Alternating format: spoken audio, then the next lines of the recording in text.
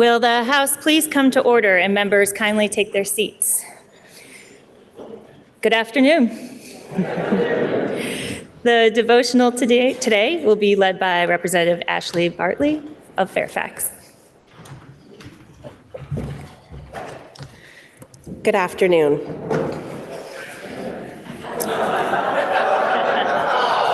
Don't worry, I asked permission from the clerk.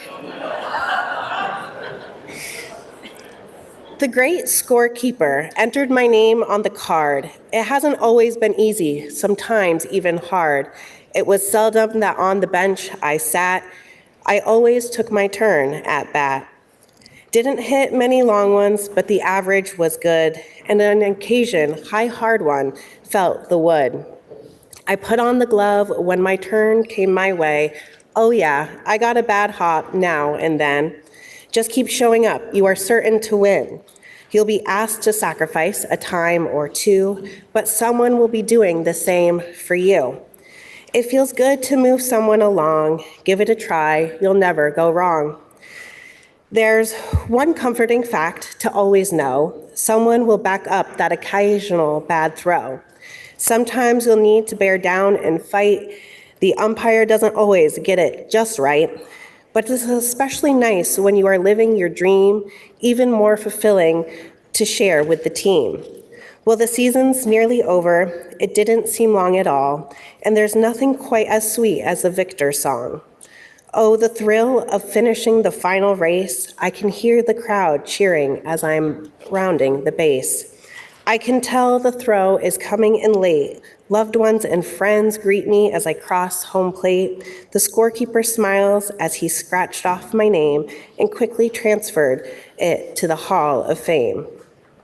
As we gather in the chamber today, I want to begin with a reflection inspired by a lifelong baseball fan who, near the end of his life, put his love for the game into poetry as it related to the span of his life. While it may seem unusual to bring a poem about baseball into this setting, today is no ordinary day. It is opening day, a day of tradition and renewal, a day that has always been sacred in the Bartley household. In many ways, baseball mirrors the work we do here. Though we each stand as individuals, we are part of a greater team. We experience victories and setbacks, yet we press on, committed to the cause we believe in. Just as a team relies on trust, perseverance, and shared purpose, so too must we as we serve those who have placed their trust in us. May this reflection remind us that our efforts, no matter how small, contribute to something greater than ourselves. Play ball and go Yanks.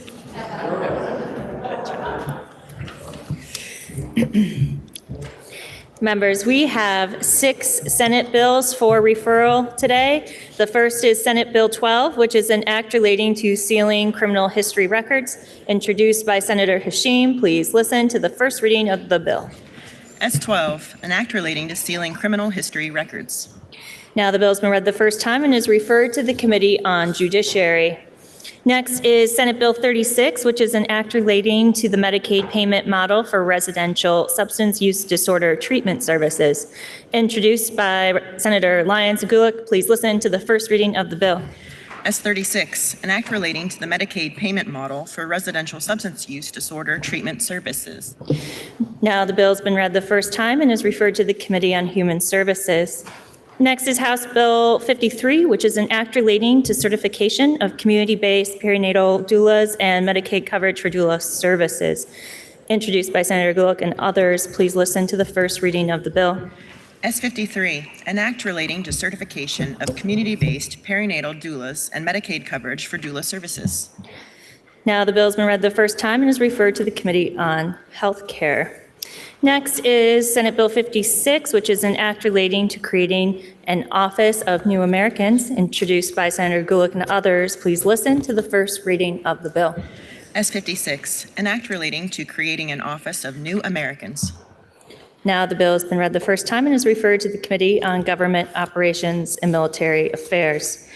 Next is Senate Bill 63, which is an act relating to modifying the regulatory duties of the Green Mountain Care Board, introduced by Senator Lyons and others. Please listen to the first reading of the bill. S63, an act relating to modifying the regulatory duties of the Green Mountain Care Board. Now the bill has been read the first time and is referred to the Committee on Health Care. And Senate Bill 117 is an act relating to rulemaking on safety and health standards and technical corrections on employment practices and unemployment compensation. Introduced by the Senate Committee on Commerce, Economic Development, Housing, and General Affairs. Please listen to the first reading of the bill. S117, an act relating to rulemaking on safety and health standards and technical corrections on employment practices and unemployment compensation. Now the bill has been read the first time and is referred to the Committee on Commerce and Economic Development. Members, we have received a request to read a House concurrent resolution that the House and Senate adopted pursuant to the consent calendar. HCR 62 is a House concurrent resolution commemorating the 50th anniversary of the Black Music Division at Bennington College. Please listen to the reading of the resolution. Whereas the journey to establish Black music as a focus of academic examination respect owes much to the pioneering initiative of the Black Music Division at Bennington College, which was established in 1974 under the auspices of Bill Dixon, a Renaissance figure in the Black cultural scene, as a composer, educator, performer, and ardent artistic advocate. And whereas this avant-garde jazz luminary was ideally qualified to take on this pedagogical challenge, having studied music at the Harnett Conservatory of Music, organized the October Revolution in Jazz Conclave in New York City in 1964, and later co-founded the Jazz Composers Guild. And whereas the primary rationale for the creation of the Black Music Division was to legitimize Black music within the academic sphere, a mission today's faculty continues to promote with courses that explore the depth and cultural significance of Black music. And whereas for nearly 4 decades, another prominent faculty member in the Black Music Division was the eminent percussionist, New York Art Quartet member, Guggenheim Fellowship recipient, and Doris Duke Foundation Impact Award winner, Milford Graves. And whereas to celebrate and reflect upon this half-century academic odyssey and its historic and transformative impact on the field of music, education, improvisation, and culture, the Black Music Division, with the support of Bennington College Alumni Relations, is sponsoring a Black Music Symposium, an event reminiscent of Bill Dixon's October Revolution in Jazz. And whereas Bennington College faculty member Michael Wimberly is organizing this grand gathering of alumni, musicians, faculty, students, and members of the public for 2 glorious days of exciting live performances, lectures, panels, and workshops that will highlight the past, present, and future of Black music. Now, therefore, be it resolved by the Senate and House of Representatives that the General Assembly commemorates the 50th anniversary of the Black Music Division at Bennington College. And be it further resolved that the Secretary of State be directed to send a copy of this resolution to the Black Music Division at Bennington College. Are there any announcements? Member from Jericho. Thank you, Madam Speaker. Today, we will be reading a resolution reaffirming the friendship between the state of Vermont and Taiwan that supports enhanced Vermont-Taiwan bilateral relations and Taiwan's participation in international organizations. We're delighted to have Director General Charles Lau of the Taipei Economic and Cultural Office in Boston here with us. He has come to Vermont to witness the reading of the resolution. On his behalf, I thank the members of the House for supporting this resolution and strengthening Vermont-Taiwan ties. Director General Lau looks forward to further collaboration in trade, education, and cultural exchange based on our shared values of democracy, freedom, and human rights. Will the guest and the member from Jericho please rise and be recognized?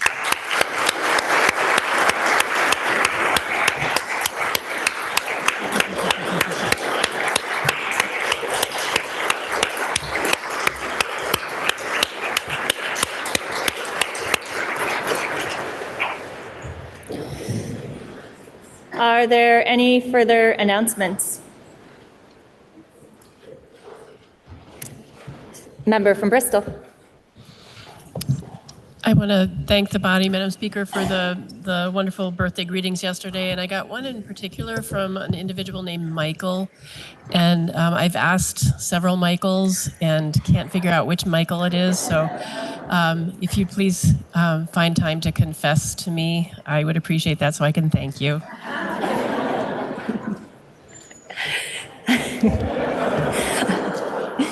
Are there any further announcements?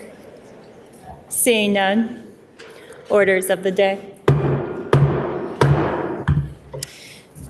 Members, we have an update on the order of bills on the House calendar this afternoon. We will be taking up, as you heard in the announcement, House Resolution 7 first, and we will move House Bill 342, the bill protecting the personal information of certain public servants, to the very last bill on the action calendar for today. I will keep you posted if there are any other changes. So with that, we will begin with House Resolution 7, which is a House resolution reaffirming the friendship between the state of Vermont and Taiwan and supporting enhanced Vermont-Taiwan bilateral relations and Taiwan's participation in international organizations. This resolution has been read and appears in yesterday's journal, and I now direct that the resolution be read in full. Whereas the United States and the Republic of China, Taiwan share a vibrant, mutually beneficial bilateral relationship based on our common values of freedom and a free market economy, and the relationship is as strong as it has ever been. And whereas the January 2024 election of Dr. Lai Ching-te as the president of Taiwan demonstrates the vibrancy of Taiwan's democracy, and whereas the United States is Taiwan's second largest trading partner, and Taiwan is the United States' seventh largest trading partner, in 2024, the two-way trade in goods between the United States and Taiwan totaled in excess of $157 billion, and the United States is also the largest supplier of agricultural products to Taiwan. And whereas in 2022, the United States and Taiwan launched, and in 2023 signed, the U.S.-Taiwan Initiative on a 21st Century Trade, which in part is intended to develop concrete ways to deepen the economic and trade relationship, and the first agreement under the initiative became effective in December 2024.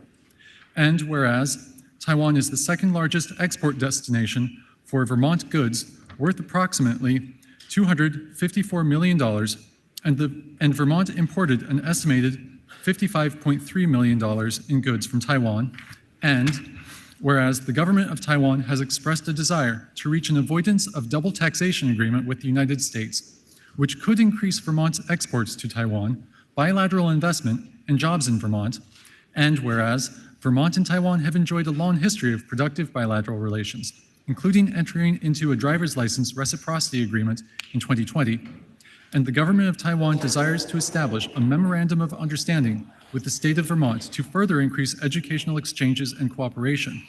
And whereas United States policy toward Taiwan is not based on United Nations Resolution 2758 of 1971, but rather the Taiwan Relations Act of 1979, which provides for the continued membership of the people on Taiwan in any international financial institution or any other international organization. And whereas Taiwan's participation and contributions in international organizations, such as the International Civil Aviation Organization, the World Health Organization, and the United Nations Framework Convention on Climate Change, would greatly benefit both the United States and the international community. Now, therefore, be it resolved by the House of Representatives that this legislative body reaffirms the friendship between the state of Vermont and Taiwan and supports enhanced Vermont-Taiwan bilateral relations and Taiwan's participation in international organizations. And be it further resolved that the Clerk of the House be directed to send a copy of this resolution to President Donald J. Trump, President Lai Ching-te of the Republic of China, Taiwan, Director General Charles Thao of the Taipei Economic and Cultural Office in Boston, Governor Philip B. Scott, and the Vermont Congressional Delegation. The question is, shall the House adopt the resolution? Are you ready for the question? If so, all those in favor, please say aye. Aye.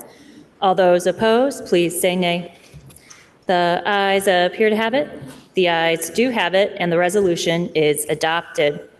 Members, we will now take up House Bill 218, which is an act relating to fiscal 2026 appropriations from the Opioid Abatement Special Fund. The bill was referred to the Committee on Human Services, which recommends that the bill be amended as printed in today's calendar. The member from Rutland City, Representative McGuire, will speak for the committee. And then carrying an appropriation, the bill was then referred to the Committee on Appropriations, which recommends that the report on the Committee on Human Services be amended as printed in today's calendar. The member from Burlington, Representative Bloomley, will speak for that committee. Please listen to the second reading of the bill. H 218, an act relating to fiscal year 2026 appropriations from the Opioid Abatement Special Fund. Member from Rutland City.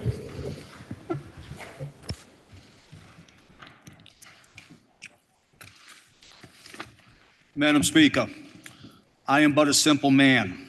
The Opioid Settlement Advisory Committee was established by Vermont Legislation Act 118 of 2022. The committee is responsible for making recommendations on how to spend the state share of settlement money from drug manufacturers and distribution companies over the toll caused by the prescription opioids. The advisory committee considers the impact of the opioid crisis on communities throughout Vermont, including communities' abatement needs and proposals for abatement strategies and responses. The perspective of and proposal from opioid use disorder prevention, coalitions, recovery centers, and Medicaid assisted treatment providers, and the ongoing challenges of the opioid crisis on marginalized populations, including people who have lived experience of opioid use disorder. Both the Commissioner of Health and committee are tasked with submitting recommendations to the legislation. This year, the committee undertook a new funding application process in an effort to improve access, transparency, and consistency. Through this effort, the Opioid Settlement Advisory Committee received 54 applications for funding. The applications submitted described the proposed initiative, listed the population to be served, requested a funding amount, and provided other information about the initiative. Members of the committee then selected, through a majority of affirmative votes, proposals to hear about in greater detail. Finally, the committee voted again through a majority of affirmative votes to recommend the 20 initiatives for funding in the fiscal year 2026. There are 4 initiatives: outreach and case management, established in Act 22, Section 14(3). The Burlington Overdose Prevention Center, established in Act 178 of 2024. Recovery residencies, that was established in Act 113, Section E313 of 2024, and the Syringe Services Program, established in Act 113, Section E312.2 in 2024. That will be funded annually by the Opioid Abatement Special Fund unless and until the special fund does not have sufficient monies to fund these expenditures. Now I'd like to just walk through the sections of the bill. Section 1, the appropriations of the Opioid Abatement Settlement Fund. Part A makes 20 appropriations for the Abatement Special Fund. And those appropriations were Vermonters for Criminal Justice Reform to fund an outreach worker position, $76,000. Contingency management, in which $35,000 went to the Department of Corrections to implement a contingency management pilot in Chittenden County for individuals under supervision of the Department of Corrections. The remainder goes to the Department of Health for grants to providers for ongoing support. The Brattleboro Fire Department to establish training programs, $32,157. Champlain Housing Trust received $44,229. Long-term programs for shelters for individuals experiencing homelessness, including harm reduction supports and clinical nursing programs, $800,000. Healthcare and rehabilitation services, Southeastern Vermont's Project Connection works to reduce opioid disorder mortality in Windham County, $309,000. Training for Vermont's judges on issues related to opioid use disorder and strategies for use in dockets, $50,000. Elevated youth services to establish healthy youth program counselors at the Basement Teen Center at Kellogg Hubbard Library in Washington County, $200,000. Friends for Change Youth Center in Bellows Falls, $100,000. Spectrum Youth and Family Services for 2 new positions to expand opioid use disorder screening, treatment and case management services to youth in Chittenden and Franklin counties, $170,000. Prevent Child Abuse Vermont, $80,000. Higher Ability Vermont to provide specialized employment services for individuals with opioid use disorder in Burlington, Newport, Rutland, and Bennington, $850,000. Northeast Kingdom Community Action to hire 4 peer support specialists to assist individuals with opioid who are transitioning out of homeless into safe, permanent housing, $550,000. Connecticut Valley Addiction Services to expand opioid use treatment in rural Windsor County, $150,000. Vermonters for Criminal Justice Reform and Johnson Health Center to continue and improve managed medical response partnerships, $300,000.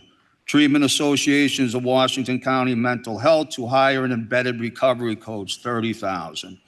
An umbrella to provide integrated services between domestic and sexual violence providers and partners in recovery in northeastern Vermont, $20,824. Part B of Section 1 directs the Vermont Department of Health to carry forward the FY25 appropriation from the Opioid Abatement Special Fund for grants to Burlington to establish an overdose prevention center and authorize unmet need in FY26 up to $550,000 to be addressed by the Vermont Department of Health's BAA. We will be hearing an amendment to that from our colleague of Burlington. Section C requires all grant agreements associated with funds appropriated from the Opioid Abatement Special Fund to require outcome and measurements data to be collected and reported to the department issuing the grant. Under Section 2, Subchapter 1, Treatment of Opioid Use Disorder. All this does is just amend Section 4754 to replace medicated assisted treatment with medication for opioid use disorder. Under Subchapter 2, Opioid Settlement, same thing under Section 4772, just replacing medicated assisted treatment with medication for opioid use disorder. Under E, specifies a recommendation of the Opioid Settlement Advisory Committee must be informed by outcomes and measurements reported by previous grantees and addresses how each specific recommendation meets the statutorily authorized use of the special fund. Under Section 4774, again, replaces medicated assisted treatment with medication for opioid use disorder. This bill will take effect on July 1st of 2025. The Human Services Committee did hear from Legislative Counsel, Office of Legislative Counsel, Principal Fiscal Analysis, the Joint Fiscal Office, the Commissioner of the Vermont Department of Health, and a member from the Opioid Settlement Advisory Committee. Human Services did vote this bill out 10-1. We do ask your support, this body's support for this bill. And Madam Speaker, before I end, I would like to end by expressing our gratitude and appreciation for the work conducted by the Opioid Settlement Advisory Committee. We should be taking a great righteous pride that we as a committee followed their recommendations, honored their recommendations, and we've honored and respected the bills that have been passed by this body to fund these initiatives. So I do want to express that again. Thank you very much to the Opioid Advisory Settlement Committee. Thank you. And now speaking for the Committee on Appropriations, member from Burlington. Thank you. House Appropriations thanks the Human Services Committee for H218. And we offer an amendment to the bill that aligns total appropriations with those recommended by the Opioid Settlement Advisory Committee and by the Department of Health. As the member from Rutland has said, the General Assembly has previously expressed its intent to continue funding in fiscal year 2026 4 programs using money from the settlement fund: outreach and case management, the Burlington Overdose Prevention Center, recovery residences, and syringe service programs. In H218, the line item for the Overdose Prevention Center was reduced to reflect the time required to approve and cite it. Updates shared by the City of Burlington after the bill was passed out of committee reflect the need for the full appropriation. Additionally, because the opioid settlement funding has been historically slow to get out the door, there are a number of appropriations that are only partially spent down or reflect no expenditures at all to date. It made sense to our committee then to commit the full statutory amount to the center as we did each of the other 3 programs, and not to hold any additional funding hostage to the BAA process. Accordingly, on a vote of 10-1-0, House Appropriations Committee voted to appropriate $1.1 million to the center as originally recommended by the Vermont Department of Health and the Opioid Settlement Advisory Committee.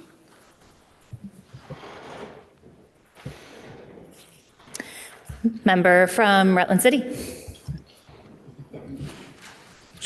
Madam Speaker, the Human Services Committee thanks the representative for Burlington for the amendment to the bill. Human Services Committees took a straw poll in favor of the amendment, 8-3, and we asked this body's support of the amendment. And once again, I'd just like to add that that did just put the process back into place and fully acknowledge all the recommendations by the Opioid Settlement Advisory Committee. So the question is, shall the report of the Committee on Human Services be recommended by the Committee on Appropriations? Member from Milton. Madam Speaker, apologies in advance. When I voted yes in committee on H218, I didn't realize the $1.1 million was for the safe injection site that the governor had vetoed last term, and I would not have been a party to that override. I lost a close relative to a drug overdose. Number 13 is her birthday. I carry her with me every day. I am for prevention site to work with people with addictions and help them not to pump it in their veins and to keep them alive. I am fine with H218. Madam Speaker, I ask we divide this question so that we consider Section 1, Subdivision A5 regarding the City of Burlington's Overdose Prevention Center first, and then we consider the remainder of the appropriations amendment.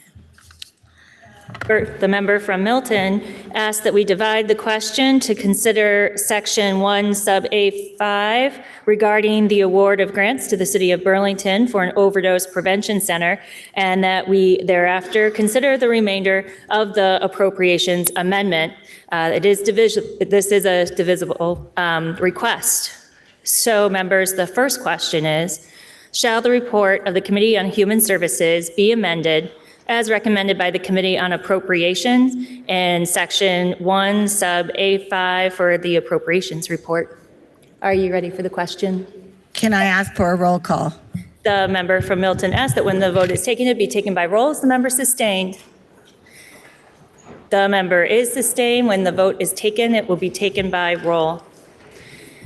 The question is, shall the report of the Committee on Human Services be amended as recommended by the Committee on Appropriations in Section 1, Sub A5 in the appropriations report? Are you ready for the question?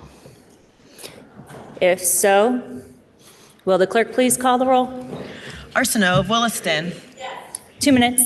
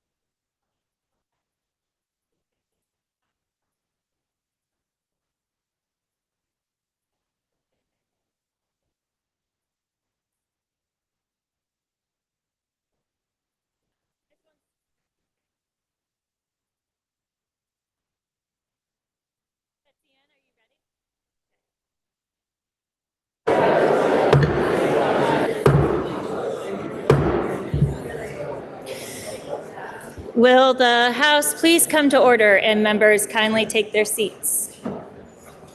Will the House please come to order?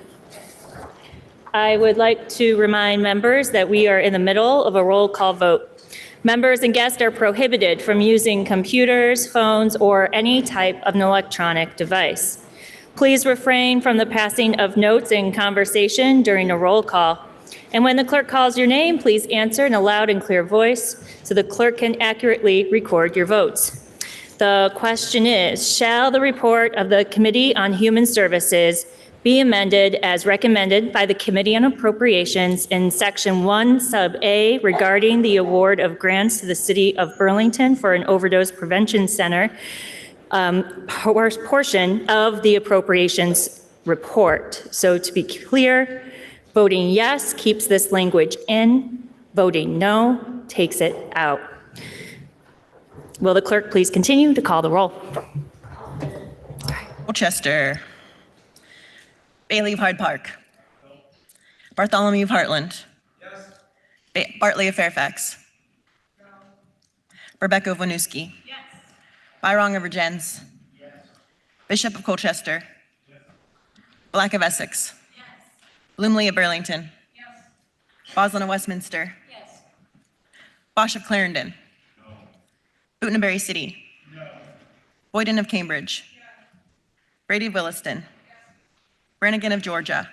Yes. Brown of Richmond. Yes. Burdett of West Rutland. Burke of Brattleboro. Yes. Burkhardt of South Burlington. Yes. Burrows of West Windsor. Yes. Byrd of Cabot. No. Campbell of St. Johnsbury. Canfield of Fairhaven. No. Karis Duncan of Whitingham. Yes. Casey of Montpelier. Yes. Casey of Hubbardton. Chapin of East Montpelier. Yes. Charlton of Chester. Christie of Hartford. Chena at Burlington. Yes. Coffin of Cavendish. No. Cole of Hartford. Yes. Conlon of Cornwall. Yes. Cooper of Pownell. Yes. Corcoran of Bennington. No. Cordes of Bristol. Yes. Critchlow of Colchester. Yes. DeMar of Venusburg. Dickinson of St. Albans Town. No. Dobrovich of Williamstown. No. Dodge of Essex. Yes. Dolan of Essex Junction. Yes. Dolgan of St. Johnsbury. No. Donahue of Northfield. No. Duke of Burlington. Yes. Durfee of Shaftesbury. Yes. Eastus of Guilford. Yes. Emmons of Springfield. Yes. Feltus of Linden. No. Galfetti of Berrytown. No. Garifano of Essex. Goldman, Rockingham. Yes. Goodnow, Brattleboro. Yes. Ghostland of Northfield. No. Granting of Jericho. Yes. Greer of Bennington. Gregoire of Fairfield. Hango of Berkshire. No. Harpole of Glover. Yes. Harrison of Chittenden. No. Harvey of Castleton. No. Hedrick of Burlington. Yes. Higley of Lowell. Higley of Lowell. No. Holcomb or Norwich. Yes. Hooper of Randolph. Yes. Hooper of Burlington. Houghton of Essex Junction. Yes. Howard of Rutland City. Yes. Howland of Rutland Town. No. Hunter of Manchester. James of Manchester. Yes. Kosenska of Burke. Yes. Keyser of Rutland City. No.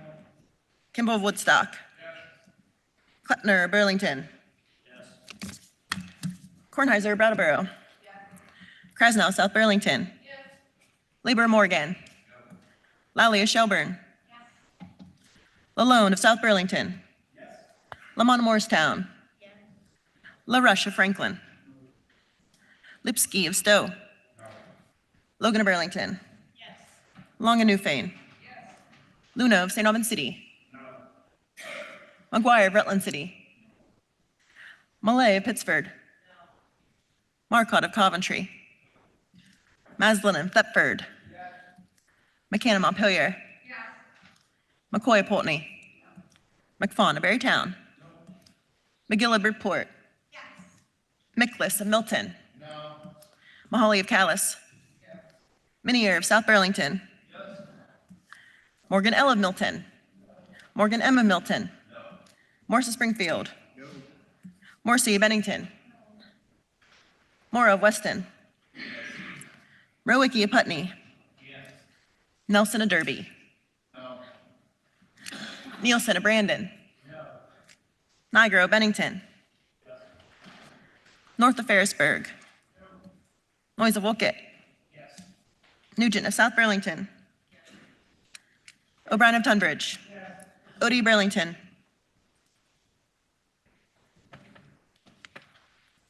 Oliver of Sheldon.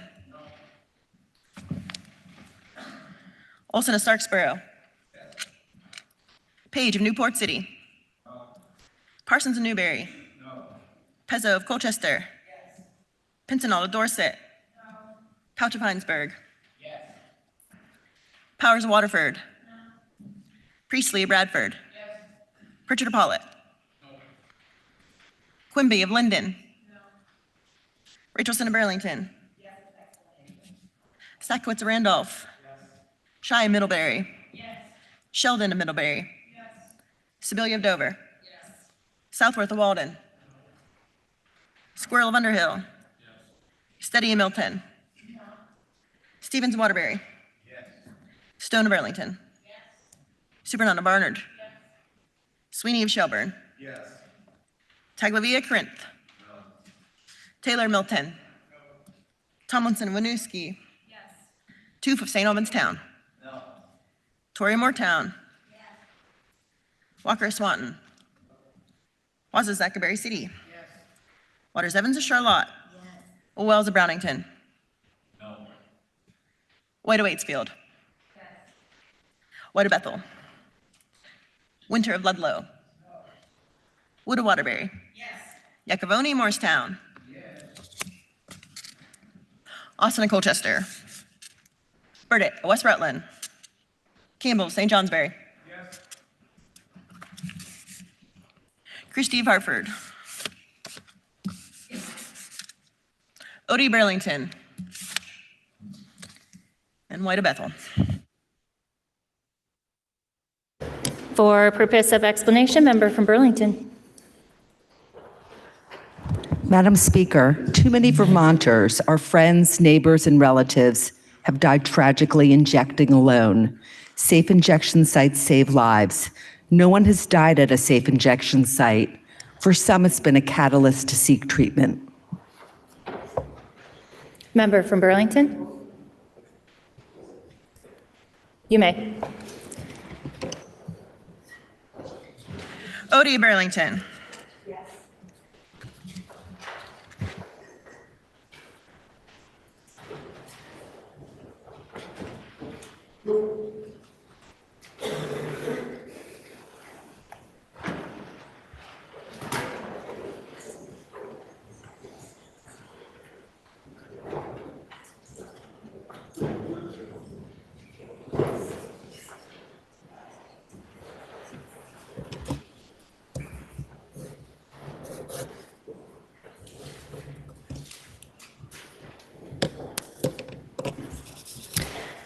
Members, please listen to the results of your vote. Those voting yes, 87. Those voting no, 58. The ayes have it, and you have amended the report of the Committee on Human Services. Now the question is, shall the report of the Committee on Human Services be amended as recommended by the Committee on Appropriations in the remainder of the appropriations report? Are you ready for the question? Member from Burlington. Madam Speaker, I just want to take a minute to speak about the importance of these investments in this bill. As many of you know, I've worked with people struggling with substance use disorders since 1998 in a pilot project in harm reduction that was in Vermont at the time. And here we are I don't know how many years later it is, 27 years later. And harm reduction, the philosophy of harm reduction is embedded in our entire system of care. And this bill before us makes very important investments in harm reduction. Harm reduction is not about enabling people. It's about educating people about the consequences of their choices.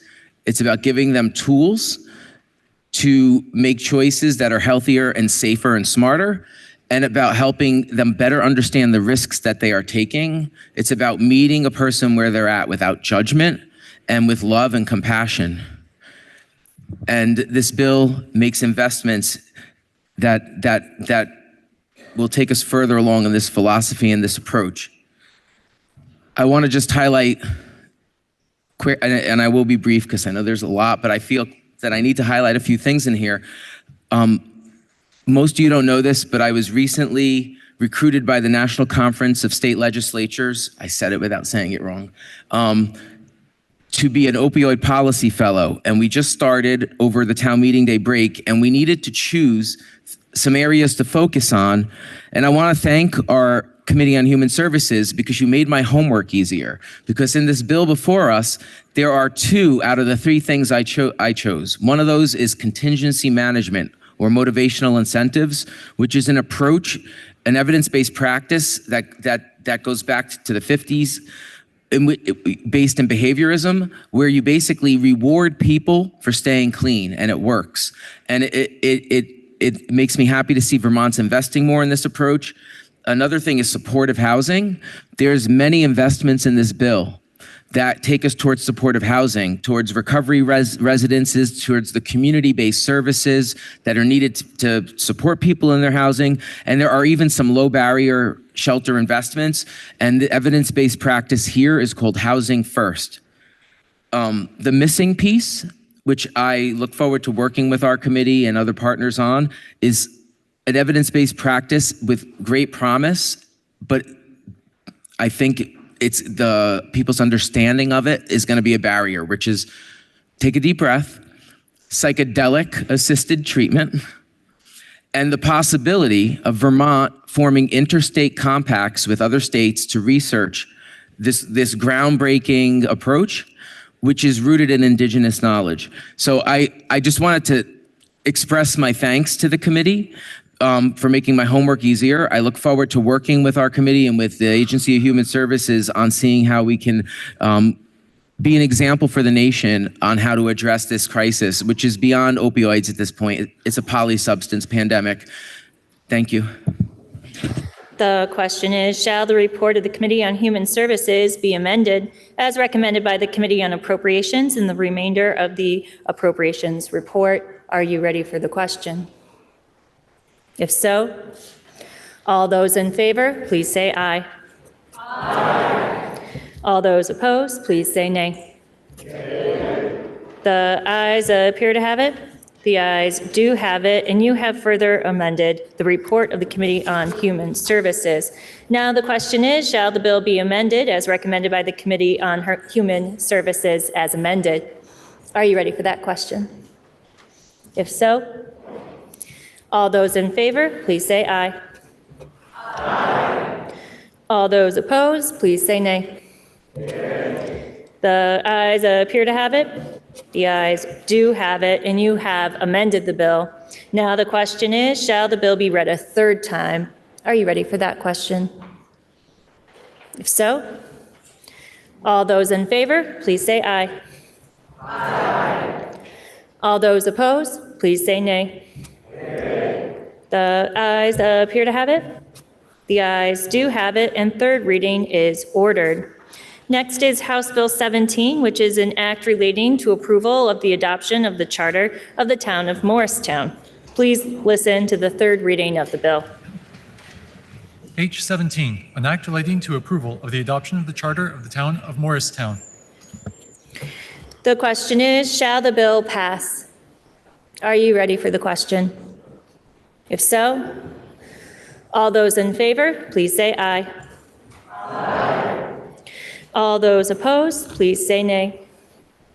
The ayes appear to have it. The ayes do have it, and you have passed the bill. Now we'll take up House Bill 167, which is an act relating to establishing the Vermonters Feeding Vermonters grant at the Agency of Agriculture, Food, and Markets. Please listen to the 3rd reading of the bill. H167, an act relating to establishing the Vermonters Feeding Vermonters grant at the Agency of Agriculture, Food, and Markets. The question is, shall the bill pass? Are you ready for the question? If so, all those in favor, please say aye. Aye. All those opposed, please say nay. The ayes appear to have it. The ayes do have it, and you have passed the bill. Up next is House Bill 237, which is an act relating to prescribing by doctoral level psychologists. Please listen to the third reading of the bill. H 237, an act relating to prescribing by doctoral level psychologists. The question is, shall the bill pass? Are you ready for the question? If so, all those in favor, please say aye. Aye. All those opposed, please say nay. The ayes appear to have it. The ayes do have it, and you have passed the bill. Next is House Bill 244, which is an act relating to state contracting standards for advertising. Prior to third reading, the member from Barrytown, Representative Galfetti, offers an amendment that is printed in today's calendar. Member from Barrytown.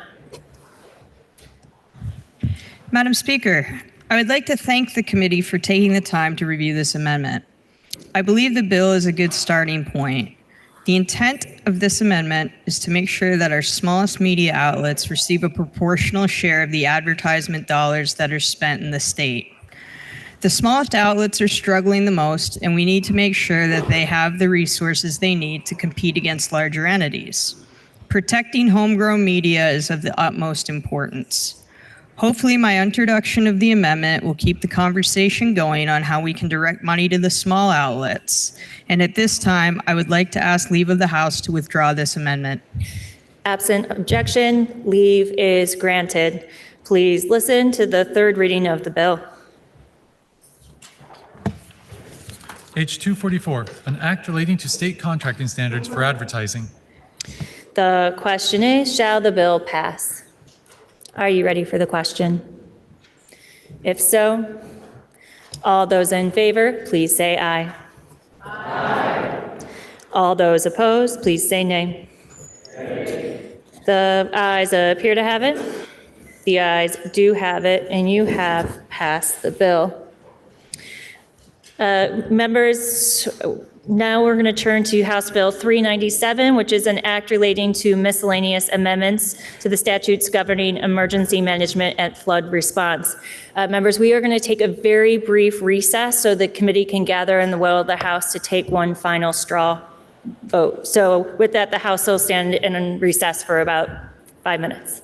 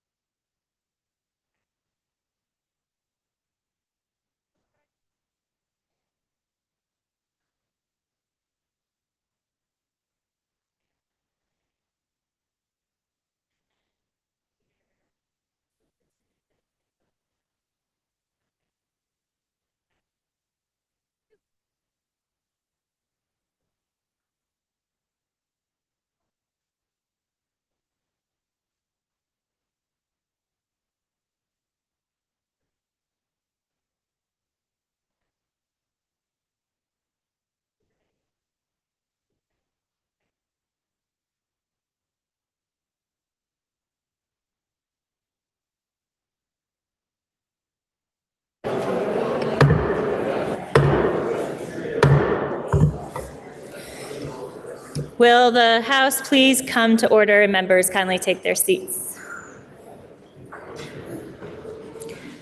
Members, prior to third reading, there are two amendments in the calendar today. We'll start with the amendment from the member from Newberry, Representative Parsons. Thank you, Madam Speaker, and thank you to the Ways and Means Committee for taking time this morning to go over my amendment. I was able to leave that committee feeling confident that the issue of properly compensating our towns that have state-owned land and buildings paid for through the pilot programs, the problem I brought was going to be addressed. It's going to be addressed thoughtfully, thoroughly, but not today. So, Madam Speaker, I ask leave of the House to withdraw my amendment. Absent objection, leave is granted. So members, we will now take up the amendment offered by the member from Brattleboro, Representative Kornheiser, and the member from Barry Town, Representative Wazazak, member from Barry City. Thank you, Madam Speaker. This instance of amendment is found on page 1126 of today's calendar and is a deeply technical amendment.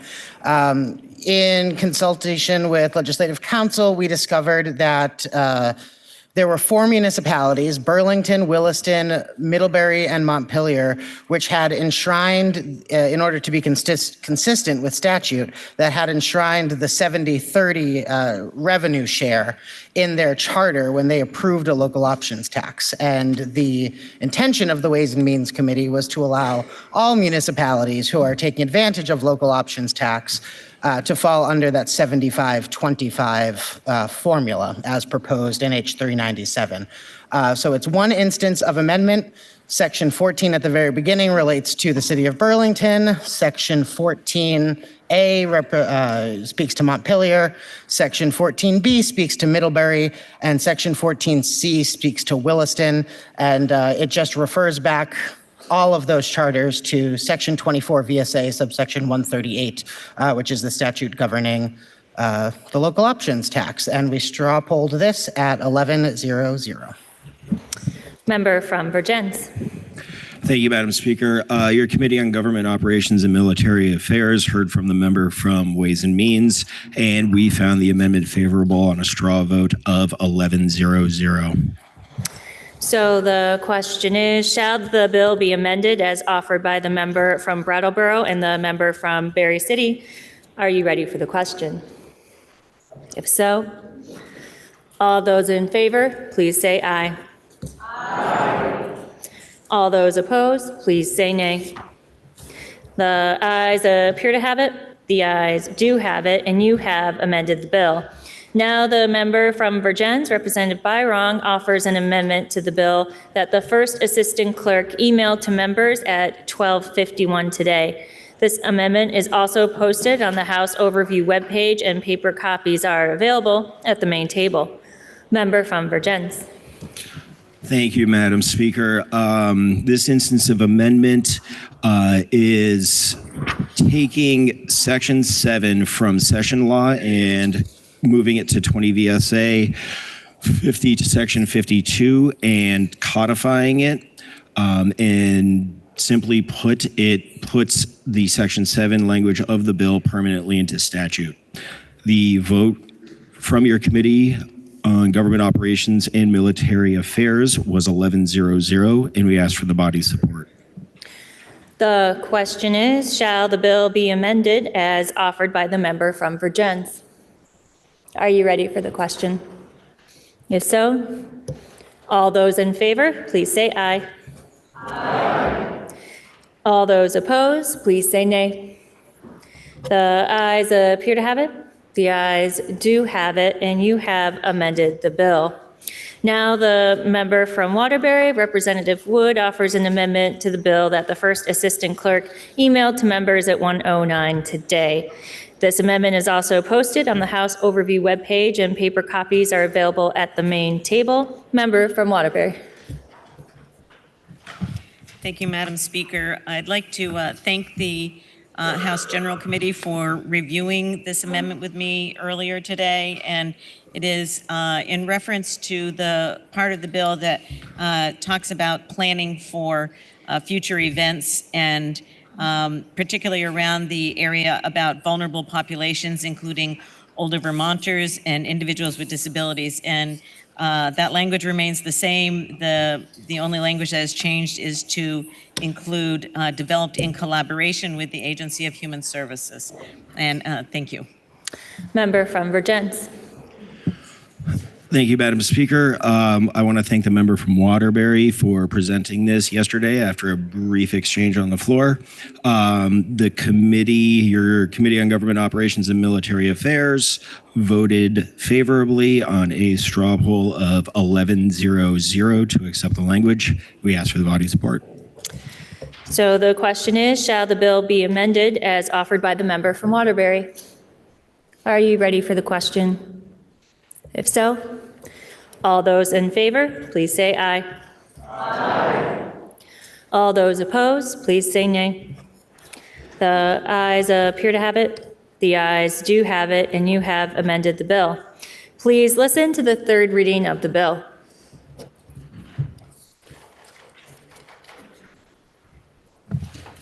H 397, an act relating to miscellaneous amendments to the statutes governing emergency management and flood response.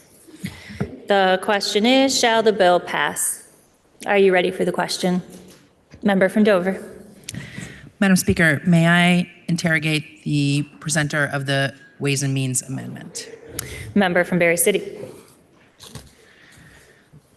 Madam Speaker, I want to thank various members of the Ways and Means Committee for meeting and talking with me about this bill. I just want to confirm what I think this bill is doing with regard to the Pilot Special Fund.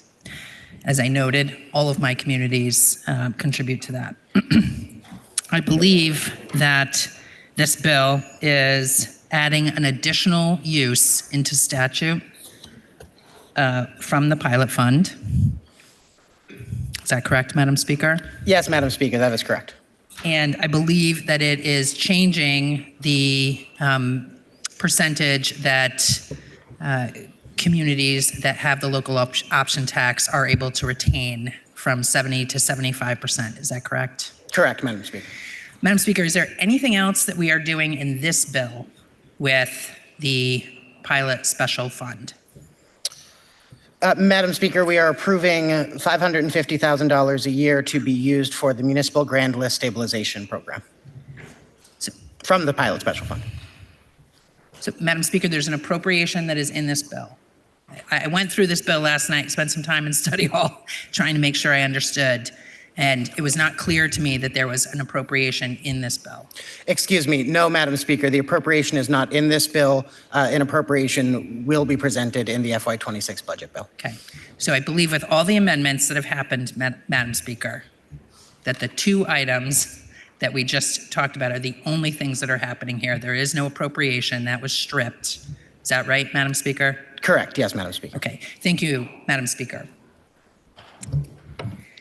Madam Speaker,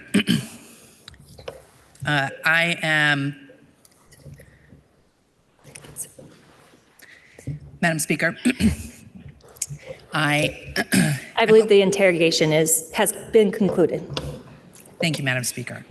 Madam Speaker, as is apparent, I have questions around how we are going to manage the surplus that is in the Pilot Special Fund. I want to make sure that I ask those questions at an appropriate time.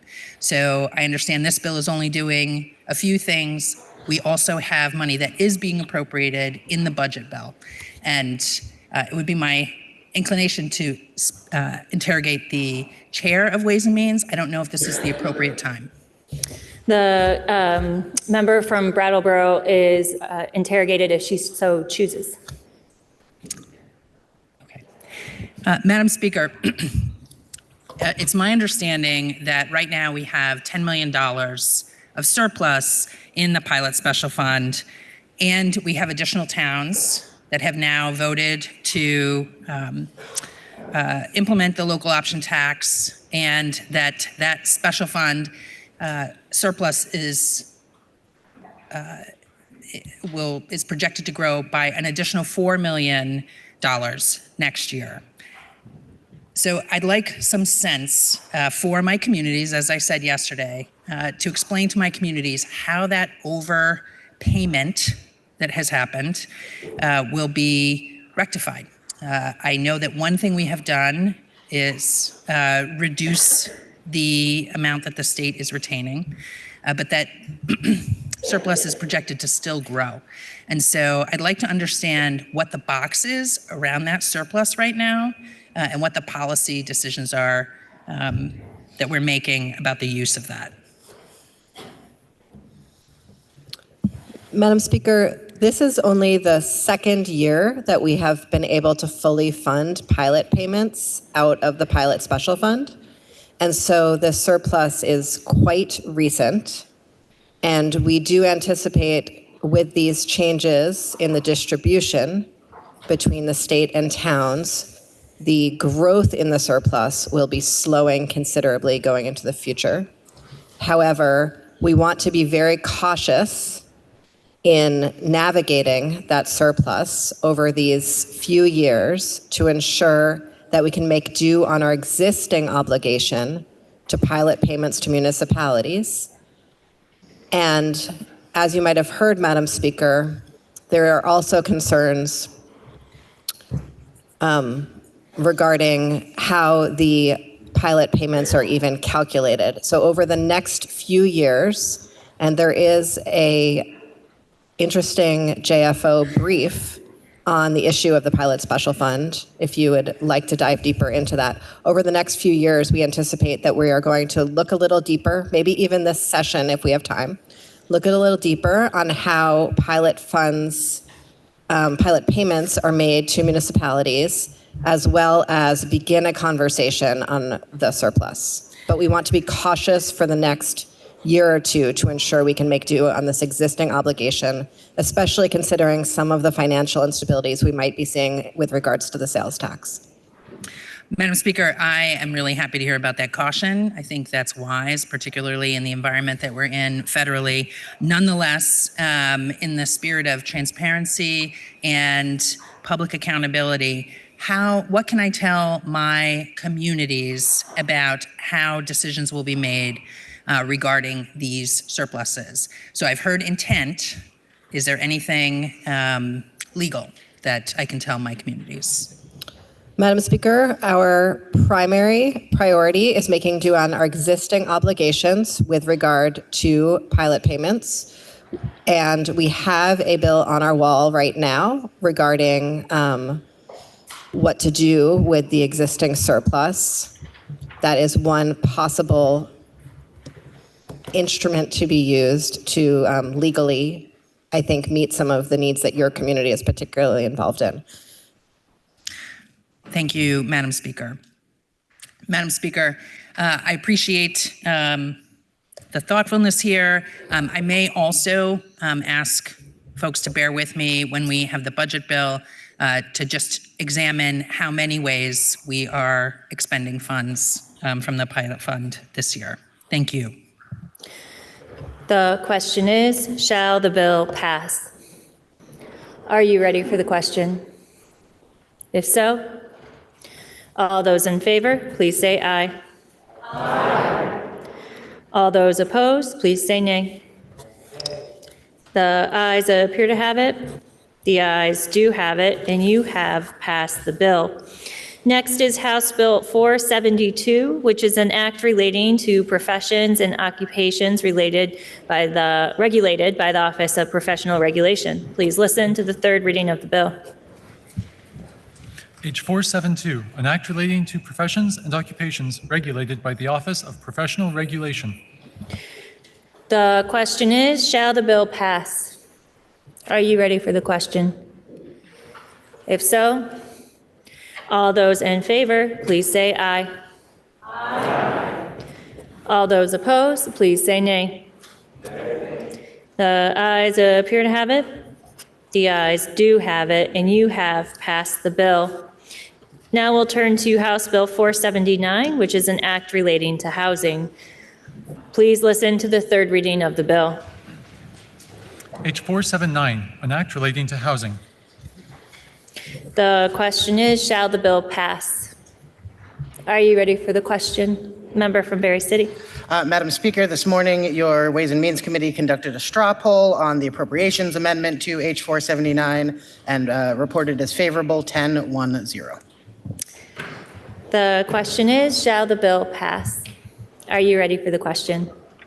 If so, all those in favor, please say aye.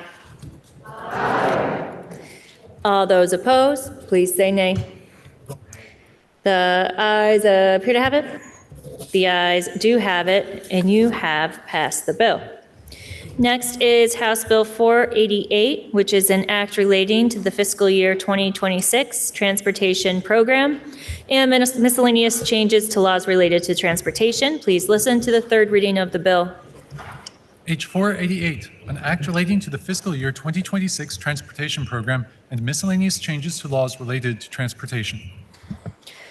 The question is, shall the bill pass? Are you ready for the question? If so, all those in favor, please say aye. Aye. All those opposed, please say nay. The ayes appear to have it.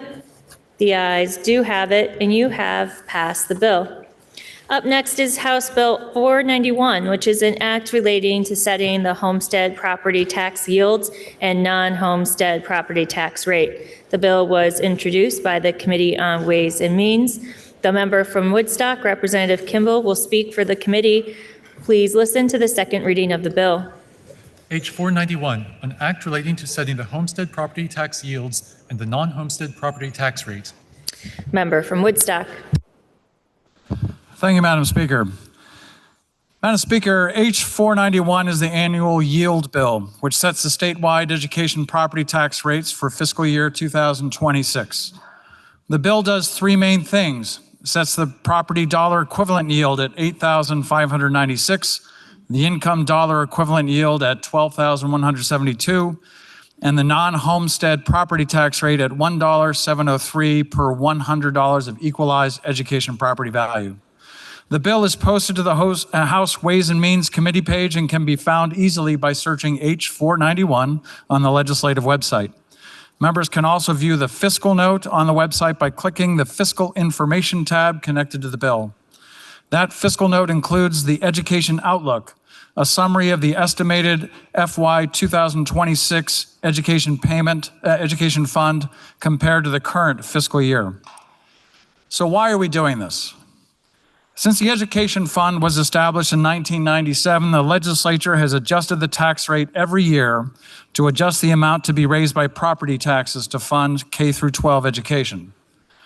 The Joint Fiscal Office works with the Department of Taxes and the Agency of Education to build the Education Outlook, estimating the expenses within the Education Fund based on school budgets and the sources of revenue using the consensus forecasts.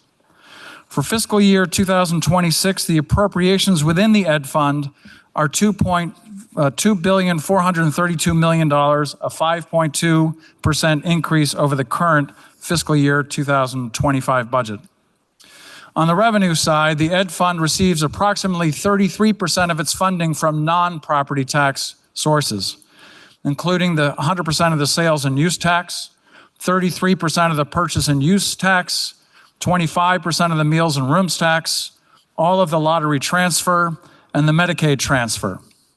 The balance is to be raised by homestead and non-homestead property taxes.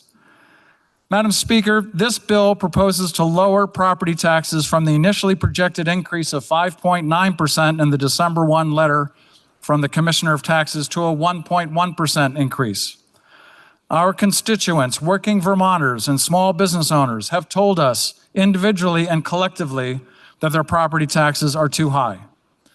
Last year, the average increase of 13.8% was crushing, with some communities like mine experiencing increases of more than 30%. H491 uses $77 million in general funds to reduce the amount to be raised by taxes.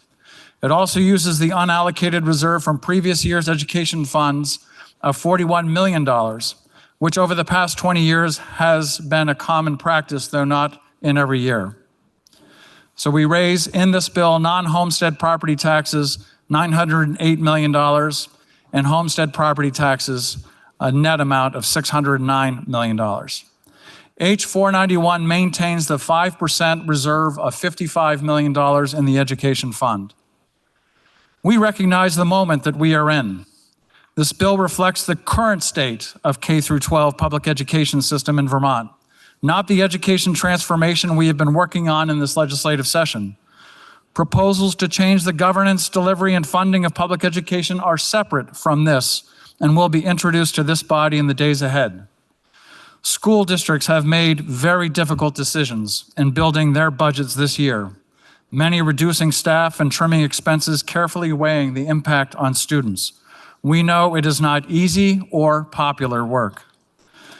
We don't yet know the impact of changes in Washington on financing for our public school system. H 491 provides property tax relief while fully funding the reserve and the operating budgets of our public school system. And now let's take a look at the bill. Section 1 sets the property dollar equivalent yield at $8,596, the income dollar equivalent yield at $12,172, and the non-homestead property tax rate at $1,703 for fiscal year 2026. JFO estimates that these yields and rates will correspond with an average increase of approximately 1.1% for homestead property tax bills, income education tax bills, and non-homestead property tax bills. Section 2 includes a technical correction for the purpose of calculating the property tax credit in accordance with the statewide adjustment changes made in Act 183 of 2024. Your Committee on Ways and Means heard from the following witnesses: Legislative Counsel, Interim Chief Financial Officer of the Agency of Education, the Commissioner of the Department of Taxes, the Executive Director of the Vermont Superintendents Association, the Executive Director of the Vermont School Boards Association, our indispensable Senior Fiscal Analyst in the Joint Fiscal Office. Your committee vote was 9-2-0, and we ask for this body's support. The question is, shall the bill be read a third time? Are you ready for the question? If so, all those in favor, please say aye. Aye. All those opposed, please say nay. Aye. The ayes appear to have it. The ayes do have it, and third reading is ordered. Now we'll turn to House Bill 106, which is an act relating to selling real property within the FEMA mapped flood hazardous area. The bill was referred to the Committee on General and Housing, which recommends that the bill be amended as printed in today's calendar. The member from St. Johnsbury, Representative Dogan, will speak for the committee. Please listen to the second reading of the bill. Thank you, Madam Speaker. Member, we need to read the bill. One moment. H 106, an act relating to selling real property within a FEMA mapped flood hazard area. Now, member from St. Johnsbury. Thank you, Madam Speaker. I am reporting on the bill H 106 with the proposed committee amendments, which can be found on page 1129. The House Bill number 106, entitled An Act Relating to Selling Property Within a FEMA Map Floods Hazard Area. The law now stands requires sellers to inform buyers of the real property if it is in a FEMA mapped flood zone. If a seller of real estate fails to provide the information required about the FEMA flood maps, a buyer may bring an action to recover from the seller the amount of the buyer's damages and reasonable attorney fees. The buyers may also seek punitive damages when the seller knowingly fails to provide the required information. As amended by this bill, a seller shall not be liable for damages for an error, inaccuracy, or omission of any flood map information required to be disclosed to the buyer. The seller would not be liable for damages if they do their due diligence to research the FEMA flood maps and provide documentation from a public body or a person with professional license or a statement from a person with special knowledge that the FEMA flood map information was not available. This act shall take effect on passage. We heard testimony from Legislative Counsel and Peter Tucker from the Vermont Association of Realtors. The straw vote coming out of our committee was 10-0-1. The question is, shall the bill be amended as recommended by the Committee on General and Housing? Are you ready for the question? If so, all those in favor, please say aye. Aye. All those opposed, please say nay. The ayes appear to have it. The ayes do have it, and you have amended the bill. Now the question is, shall the bill be read a third time? Are you ready for that question? If so, all those in favor, please say aye. Aye. All those opposed, please say nay. The ayes appear to have it. The ayes do have it, and third reading is ordered. Next, we'll turn to House Bill 493, which is an act relating to making appropriations for the support of government. The bill was introduced by the Committee on Appropriations. The member from Middlebury, Representative Schy, will speak for the committee. In affecting the revenue of the state, the bill was then referred to the Committee on Ways and Means, which recommends that the bill ought to pass. The member from Brattleboro, Representative Kornheiser, will speak for that committee. Please listen to the second reading of the bill. H 493, an act relating to making appropriations for the support of the government. Member for Middlebury. Madam Speaker, some of this will sound familiar if you were here yesterday. The FY26 budget, H 493, represents the work and the thinking of many people. We heard from a total of 284 witnesses, including 88 members of the public at 2 public hearings and 14 legislators who came to a special legislator hearing. In addition, we received a lot of written testimony from many sources, and every policy committee sent us a letter outlining their priorities. As many of you have heard me say, the dollar value of the requests we received outnumbered the money available to spend by a factor of 7. In other words, we received 7 times more in funding requests than we had money available. As a result, we had to make many, many difficult decisions. The bill you see before you reflects the input of many, a great number of conversations, and compromise all around. We worked hard to address key priorities such as housing and the fragile healthcare system, while attending to the many various needs of Vermonters and Vermont businesses. As you have seen from the highlight sheet, the current total of all of our budgets, including general fund money, federal funds, transportation funds, education funds, and all other funds, is just over $9 billion. This is a 3.7% or $322 million increase over the FY20 budget as passed last year. General funds have increased $166 million or 7.3% for a total of just over $2.4 billion. The largest part of the state budget is from federal funds, which account for $3.152 billion, or nearly 35% of the entire budget. Now on to the budget itself. The bill is divided into sections A through F. Section A is standard annual language that sets out legislative intent, definitions, and the legend, which is a sort of table of contents for the rest of the bill. The B section includes all the functions of government, the agencies and their divisions and their departments, debt service, and one-time appropriations. Section C contains any amendments we want to make to the current fiscal year, FY25.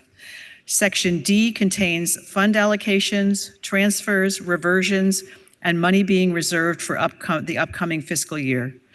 Section E contains positions as well as language that relates back to Section B appropriations, and the F section is about effective dates. Each member of the House Appropriations Committee is responsible for a number of sections of the budget. They are not in linear order, so rather than have committee members popping up and down and making everyone dizzy, each member will present their entire portfolio and then yield to the next member. Members will do their best to orient you as to where they are. And finally, so we aren't here till the wee hours, we will not be spending time on anything that is standard in the budget, such as pay raises and benefits. Members will instead focus on key changes and highlights. And now, Madam Speaker, I yield to the member from Chittenden. The member from Middlebury yields to the member from Chittenden. Thank you, Madam Speaker. I have learned a great deal working with my colleagues on the committee these past few months, including about talking millipedes and the importance just this week of not leaving your computer accessible when you leave the room. Now on to the budget. Hang on while I attempt to shift into House Clerk speed with my explanations. My sections of the budget include Agency of Administration, Agency of Digital Services, Department of Public Safety, Criminal Justice Council, Department of Liquor and Lottery, and the E91 Board. With the Agency of Administration, B101 to B104, starting on page 6, all are the governor's recommend except for a $120,000 reduction in the clean water grants based on an updated calculation. Agency of Digital Services, B105 on page 9, are the governor's recommend, which was reduced $7 million overall from fiscal year 25 due to project completions. Department of Public Safety, B208 to 213, starting on page 29. They are, again, the governor's recommend, except for a $500,000 addition to emergency management for grants in B211 to the food bank for emergency readiness related to food and water. The state police budget in B209, which was, again, in the governor's recommend and was talked about earlier, removes the $20,250,000 that was previously charged to the transportation fund. This section also includes $2.3 million for anticipated reclassification of state police pay levels. Additionally, there is a provision in C100 on page 105 for adjusting the current year budget for the same reclassification of $1.9 million. Criminal Justice Council, which operates the police academy, B221 on page 34, there is a net $40,000 increase to fill a canine trainer position year-round while reducing the outside contractor for part-year training. The Enhanced 911 Board on B235, governors recommend. Liquor and Lottery, B236.1 on page 42, again, governors recommend. The budget does include a one-time $1.8 million appropriation for an IT upgrade to implement a business-to-business portal between the warehouse and liquor licensees. There's additional language on this in section E236.1 on page 150. One-time appropriations in the B1100 for my sections beginning on page 95. There is $1.1 million for the Truth and Reconciliation Commission. And under public safety, subsection D1, $600,000 for federal cybersecurity grant funds. 2, $800,000 for the purchase of mobile and portable radios, many of which are beginning to fail. And 3, $475,000 for urban search and rescue team, which was referred to yesterday in House Bill 397. For C103 on pages 106 and 107, there's an adjustment to the current year, and B1100, $1.8 million is added through the Agency of Administration for municipal flood grants, like we appropriated with the 2023 flooding to communities impacted by last year's summer flooding and counties that were eligible for FEMA assistance. These grants may not make communities whole, but they do help with their required match for FEMA funds. Fund transfers in the D section, D101 on page 114, transfers $10 million to the Communication and Information Technology Fund to help with the transition of billing to various state agencies from the Agency of Digital Services. The governor's request was for $15 million, so this is a reduction we reluctantly made to keep the budget in balance. Related to this, in section E105 on page 122, there is language that hopes to avoid some of the surprises we got in various state budgets in the BAA, but rather ask ADS to request them themselves as a lump sum. On page 117, expected net revenue to the general fund, 1 and 2 is from the sports wagering fund and also from the liquor control fund of what those revenues are expected to be to the general fund. Section E100.1 on page 120, it asks the Secretary of Administration to conduct an analysis of the current funding structure for many of Vermont's community-based organizations. This is hopefully to look at things as how could we be more efficient, like sharing backroom functions or accounting to helpfully and ultimately save taxpayers money. In section E100.2 on page 121, the administration shall report to the Joint Fiscal Committee on any reductions to federal revenues to the state and the status of any appropriations impacted by those reductions. Section E127 on pages 124 and also 127.1 on page 127.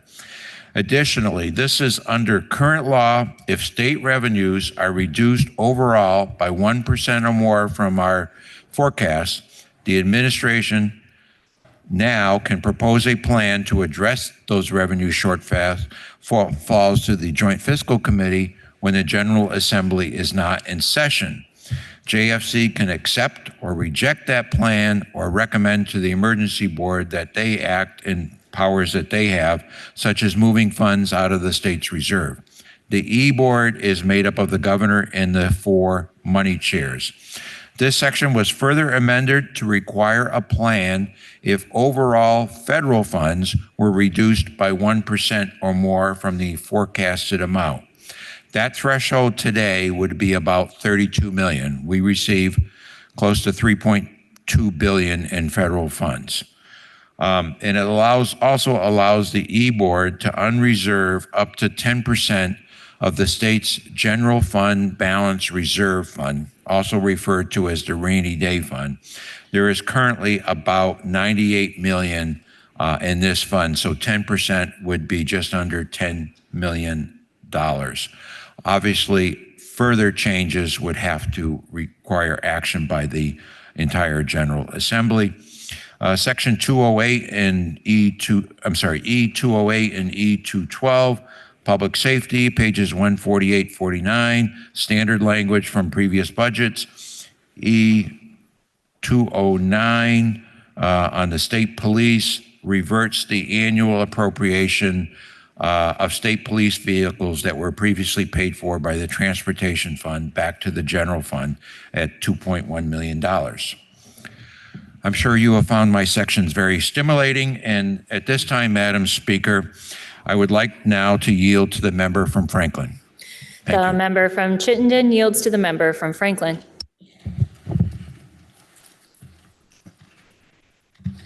Madam Speaker, I'll begin by covering sections B112 through B122, which begin on page 13 of the bill. This is the Department of Buildings and General Services. This is their budget. And as most of you probably know, these are the folks that keep the lights on, the water flowing, and everything for state buildings, as well as running things like vehicles for various agencies. There are no changes from the governor's recommend in this budget. Moving to page 32, you'll find B215 through B219.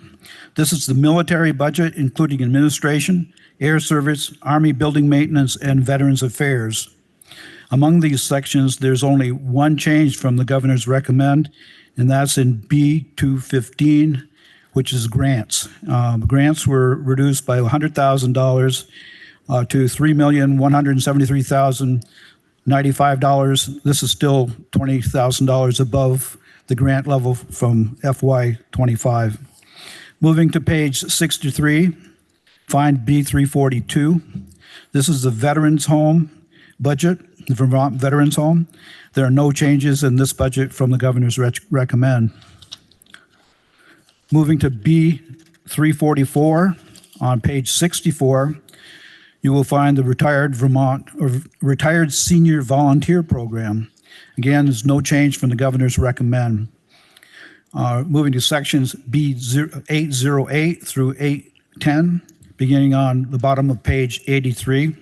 These are all grant programs, and all three of them have no changes from the governor's recommend. B808 is the Vermont Council of Arts, B809 is the Symphony Orchestra, and B810 is the Vermont Historical Society. Skipping to B812 at the bottom of page 85, the Vermont Humanities Council, once again grants with no change from the governor's recommend. Moving on to B1100, miscellaneous fiscal year 2026, one-time appropriations. At the bottom of page 102, near the bottom of the page, you'll find B1100 with a little w, Military Department. $10,000 is appropriated for fiscal year 2026 for the USS Vermont Support Group. The submarine was commissioned in 2020. It's a nuclear submarine, and this provides, they love the program. This provides services to them. You know, they can use this for their various services that they have, and they love it. So B1100X is the Vermont Council on Arts. $68,737 is appropriated as state match for federal funds in this program. Moving to page 104, section B1103. This is the cash fund, capital and essential investments, fiscal year 2026, one-time appropriations from the cash fund for FY26, capital from the cash fund, FY26, sub-account cash fund for capital essential investments is appropriated B1103A1 to the Department of Buildings and General Services, a list of $861,599 for major maintenance, $250,000 for planning and reuse and contingency, $250,000 for physical security enhancement, $219,500 for State House repointing, $250,000 for uninterruptible power supply system for Middlesex print shop and postal facility, and $8 million for the judiciary for renovations at the Windsor Courthouse in White River Junction. B1103A2 appropriates $1.5 million to the Vermont Veterans Home for design and construction of the A unit, or the American unit, which is a 30-bed unit that is now suffering from plumbing, air conditioning, and other problems, and it needs to be rebuilt. Skipping to the bottom of 149, page 149, find section E215, which is the military administration. The language which directs that $1,219,834 be appropriated, as previously noted, to section B215 to be dispersed to the Vermont Student Assistance Corporation for the National Guard Tuition Benefit Program. Now, you remember, this is the line item that was decreased by $1,000, so it's a Student Assistance Corporation tuition program. Section E219 at the bottom of page 149, Military Affairs and Veterans Affairs. Language directs funds appropriated in section B219 to be used as A, $1,000 to the Vermont Medal Program, $2,000 for the Governor's Veterans Medal Program, $7,500 for the Veterans Day Parade, and $10,000 to the American Legion for the Boys and Girls State programs. Madam Speaker, now I'll yield to the member from Waterbury. The member from Franklin yields to the member from Bennington. Madam Speaker, I will also reference the pages of the bill, starting with the basic agency and departmental budgets found at the beginning of the bill, and then going through the language pieces in sections B, D, and E. Starting on page 9, Finance and Management's budget is split into two divisions, B106, Budget and Management, B107, Financial Operations. There is no change to the governor's recommended budget. Next, the Department of Taxes is comprised of 6 divisions. On page 12, B111, Tax Administration. And on pages 23 and 24, B137 through 144, Homeowners Rebate, Rental Rebate, Tax Department, Appraisal and Listing Payments, Municipal Current Use, Payments in lieu of taxes or pilot, and pilot corrections. Tax Administration did have some additional costs related to 62 reclassified positions, but these were included in the governor's recommended budget, which we agreed with. On page 19, B130 is the budget for the Auditor of Accounts. This budget is unchanged from the proposed budget. Next, on page 21, the budget for the State Labor Relations Board can be found in B135. It has no changes to the proposed budget. Section B136 on page 22 is the budget for the VOSHA Review Board, which was accepted as proposed. Moving to a popular section, you can find the budget for the Department of Financial Regulation on pages 38 and 39 and broken into 5 divisions. B226 through 230 are Financial Regulation Administration, Banking, Insurance, Captive Insurance, and Securities. The committee accepted all of these budgets as proposed. Next, section B240 is on page 42, the Cannabis Control Board. This budget had standard budget increases as well as some additional costs related to standing up a new laboratory in fiscal year 26, and their budget is unchanged from the governor's proposed budget. Moving to page 66, section B401 is the Department of Labor. This budget is down for fiscal year 26, largely due to the expiration of the federally funded RETAIN program. The committee also accepted this budget as proposed. Moving to B1100, I'll highlight 2 one-time appropriations. On page 96, $1 million is appropriated from the Pilot Special Fund for the Municipal Grand List Stabilization Program. You will recognize this program from a Ways and Means Amendment to H397, which was reported yesterday and discussed further today. The same language appears in our bill on page 145, section E, 142.1. On page 103, $200,000 is appropriated from the general fund to the Department of Labor for a grant to Advance Vermont. Moving to section B1101 on page 103, this directs the Department of Finance and Management that after meeting all required reserves, any remaining balance shall be reserved to address potential federal funding shortfalls.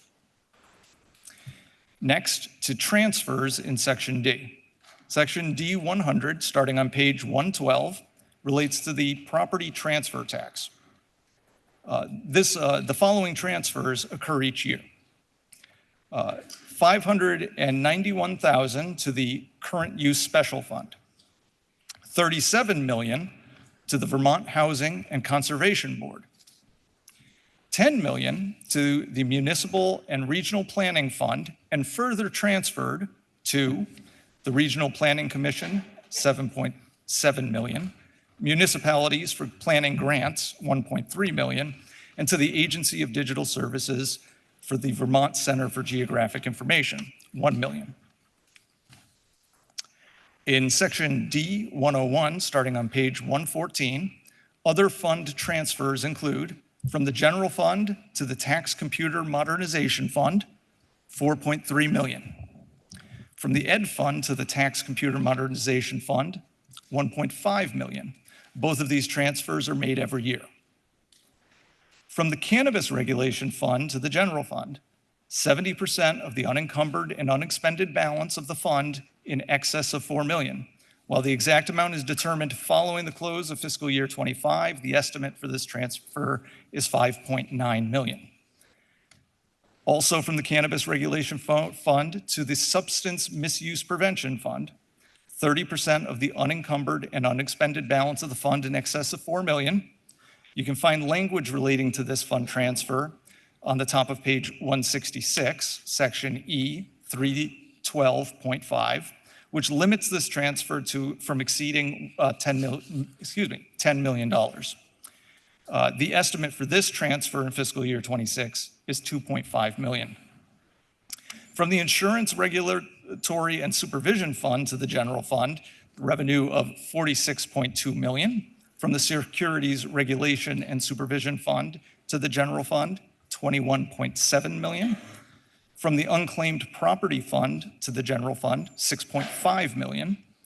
From the General Fund to the Captive Insurance Regulatory and Supervision Fund, $1.1 million. Finally, I have a few pieces of language in Section E. Starting on page 123, sections E, 111, and 111.2, there's language which conforms various parts of Vermont's tax code to federal tax laws. Because there is no miscellaneous tax bill this year, this standard link-up language appears in the budget. On pages 144, section E 142, there is annual standard language relating to the pilot special fund. Section E 142.1 removes language relating to the pilot payments to the city of Montpelier. This language is no longer needed now that the pilot program is fully funded. Section E 144 on page 147 is standard annual language relating to pilot payments for correctional institutions.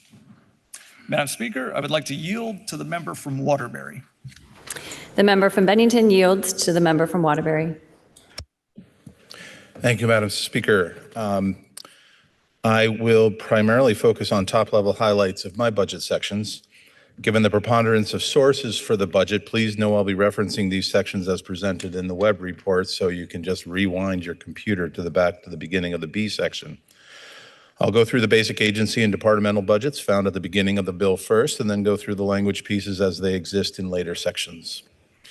The first section that I will be covering will be the Department of Human Resources, which is B108, B108.1, and B109. B108 is operations, B108.1 is human resource operations, and then B109 is employee benefits and wellness. The Department of Human Resources budget has the typical pay act increases for salary and benefits, fee for space, ADS payments and variations, and interdepartmental transfers and internal service funds. We concur with the governor's recommended budgets in each of these parts of the Department of Human Resources. Second is the legislature, so the funding for our work here and related work within our building. And that will be B125 through B128. B125 is Legislative Council, B126 is the legislature, B126.1 is Legislative IT, B127 is a Joint Fiscal Committee, and B128 is a Sergeant at Arms Office. The legislature's budget has the typical pay act increases for salary and benefits and operating expenses, and is fully funded by the general fund. And we concur with the governor's recommended budget for these parts of the legislative branch. Third section is agriculture, food, and markets. That's B222 through B225.2. B222 is the administration, B223 is the food and consumer protection, B224 is agricultural development, B225 is agricultural resource management and environmental stewardship, B225.1 is agriculture and environmental lab, and B225.2 is clean water. The Agency of Agriculture, Food and Markets budget includes the typical pay act increases for salary and benefits, fee for space, ADS payments and variations, in interdepartmental transfers and to internal service funds. The budget reflects adjustments to B224 with respect to the Natural Resource Conservation Council, where we restored a $112,000 proposed cut to their base. Otherwise, we concurred with the governor's recommendation, and we concurred with the governor's recommended budget proposals for B222, B223, B225.1, and B225.2. Next on my list is the Human Rights Commission, B236. The Human Rights Commission budget proposal by the governor has the typical Pay Act increases for salary and benefits, fee-for-space ADS payments, and possible funds from the federal government. Those funds may be endangered in the near future, but we have retained them in this calculation. Due to an increase in requests for investigations and litigation, we have proposed the addition of 2 positions for $250,000 on top of the governor's recommend. Number 5, ACCD. These are, B800 is administration, B801 is economic development, and B806 is tourism and marketing. The Agency of Commerce and Community Development administration budget has the typical Pay Act increases for salary and benefits, fee for space, and other overhead. We concur with the governor's recommended administrative budgets.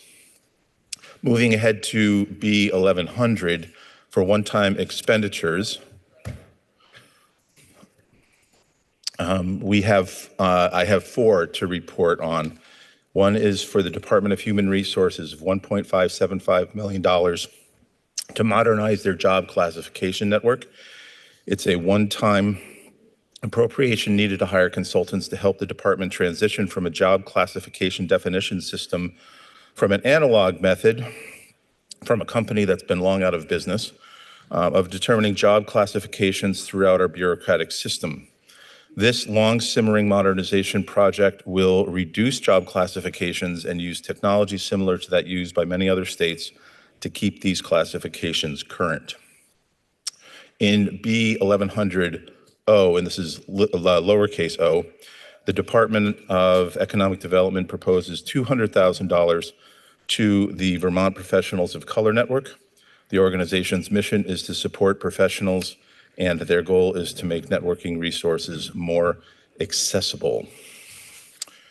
The third piece is the Land Access Opportunity Board in B1100 small p, and that's under a section that's listed for the Vermont Housing and Conservation Board.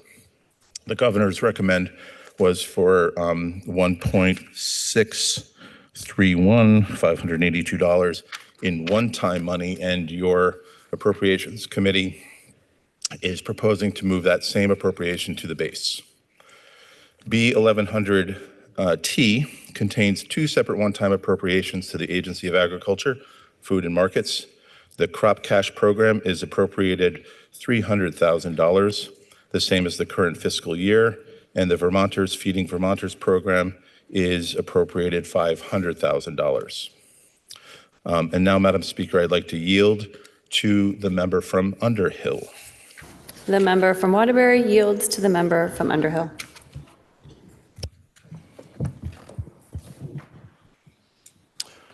Thank you, Madam Speaker. Our reporting on the criminal justice system areas, Agency of Natural Resources, and the new Land Use Review Board, formerly the Natural Resources Board. I will primarily be referencing the B numbers in the web report and other sections of the bill as appropriate. B200, Attorney General's Office, we added $119,300. It was added to support a new position for the pre-charge program in the Court Diversion Office. There are no other changes to the governor's recommend.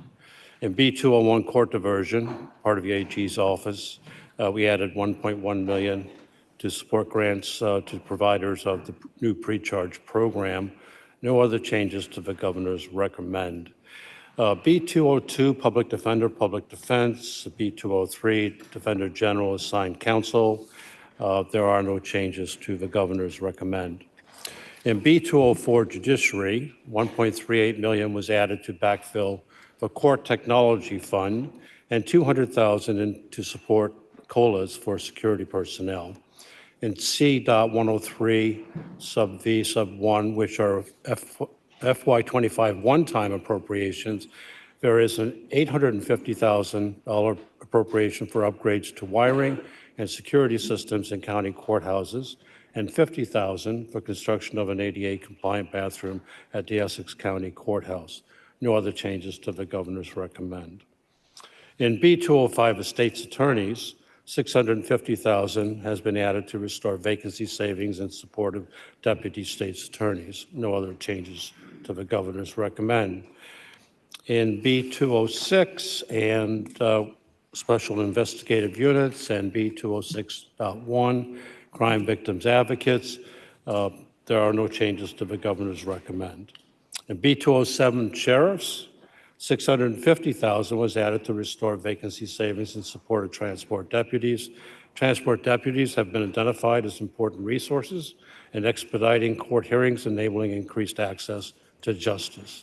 No other changes to the governor's recommend. B220, the Center for Crime Victim Services, $450,000 in one-time funds was added to backfill the sexual violence, domestic violence special fund. Funding from the Federal Victims of Crime Act and receipts of other special funds continue to decline and put at risk the services and activities of the Center for Crime Victim Services and related providers. No other changes to that budget line.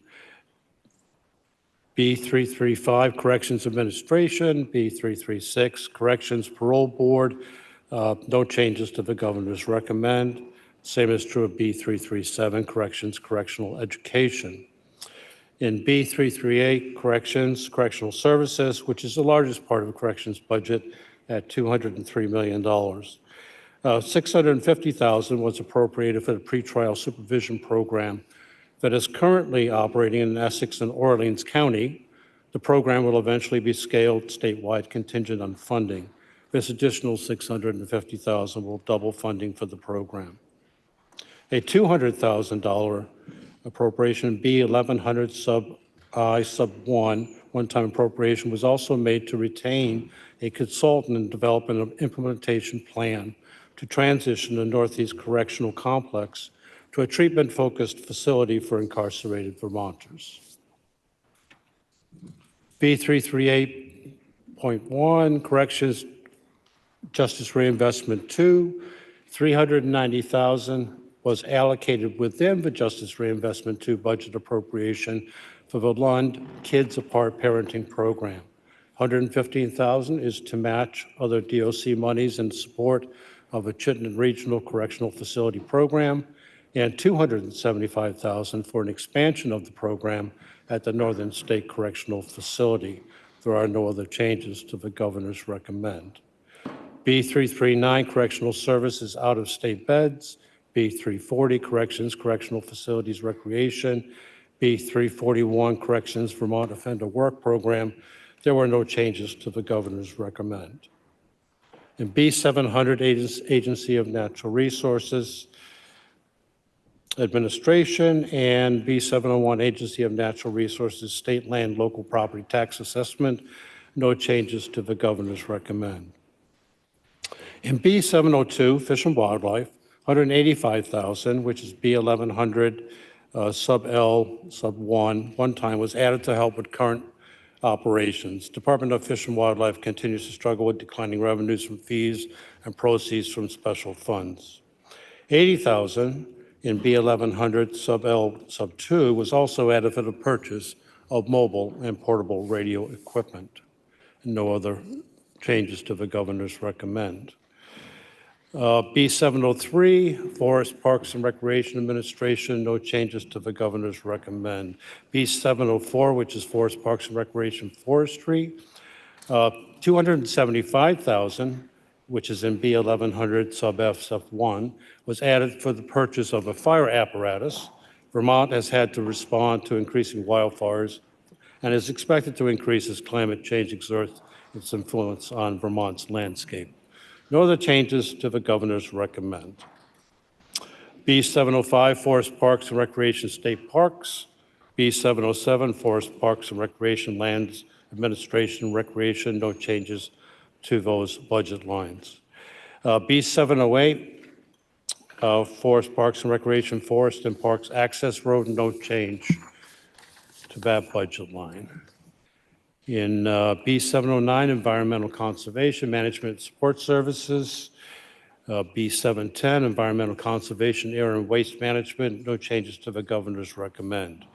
In B711, Environmental Conservation Office of Water Programs, 50,000, which is B1100, sub M, sub 1 time, was added to fund a municipal wastewater connection database, and 850,000 in, not sure what section it is, M2, B1100, M2, was also added to support oversight of confined animals feeding operations known as CAFO. The funds will be used for a database project and contracted support. 300,000 was also added to the base for resource support for the CAFO effort. This CAFO effort is related to an inquiry from the federal EPA about concerns that the Vermont Agency of Natural Resources is improperly delegating its Clean Water Act delegation authority to the Agency of Agriculture in regards to clean water. A resolution is not known at this time. However, the EPA and ANR are in ongoing discussions. There are no other changes to that line item. B713, Land Use Review Board. As I mentioned, formerly the Natural Resources Board. There are no changes to the governor's recommend. And at this time, I now yield to the member from St. Albans, Representative Dickinson. The member from Underhill yields to the member from St. Albans. Thank you, Madam Speaker. I will be reporting on the following sections of the bill: the Treasurer's Office, the Office of the Secretary of Human Services, the Human Services Secretary's Global Commitment, the Department of Health, the Department of Public Health, and the Green Mountain Care Board. My references for page locations in the bill are from the bill as introduced. Section 104.1 is for the retired state employees' pension plus funding from the Treasurer's Office. That's on page 9. This is the governor's recommend. It added $15 million to the retirement fund. Originally, the pension plus was appropriated from a carryover, but the committee agreed several years ago it was more transparent to future legislators if we included the extra payment in the House recommendation. This extra pension plus amount will be added each year until 2038 to fully fund the pension. B110 is for the library's budget. This is the governor's recommend on page 11 and 12. The grants in this budget are likely to change since there has been notification from the federal government that the Institute of Museum and Library Services grants have been cut. Approximately 17% of their budget comes from federal government grants, much of it from IMLS. B124, the governor's office on page 17, there's no changes. The governor's recommend. B129, the lieutenant governor's office, page 19, no changes. The governor's recommend. B131 for the treasurer's office is on page 20, no changes. The governor's recommend. There is, however, quite a bit of language in the treasurer's office. Section B, 1100 Q1, which is on page 101. It's a one-time appropriation to Vermont Income Tax Assistance Program. This will have a small correction and an amendment later. Section C103 is amending B1100 W1, appropriating in 2025 the general obligation funds prior to maturity. That's on page 109.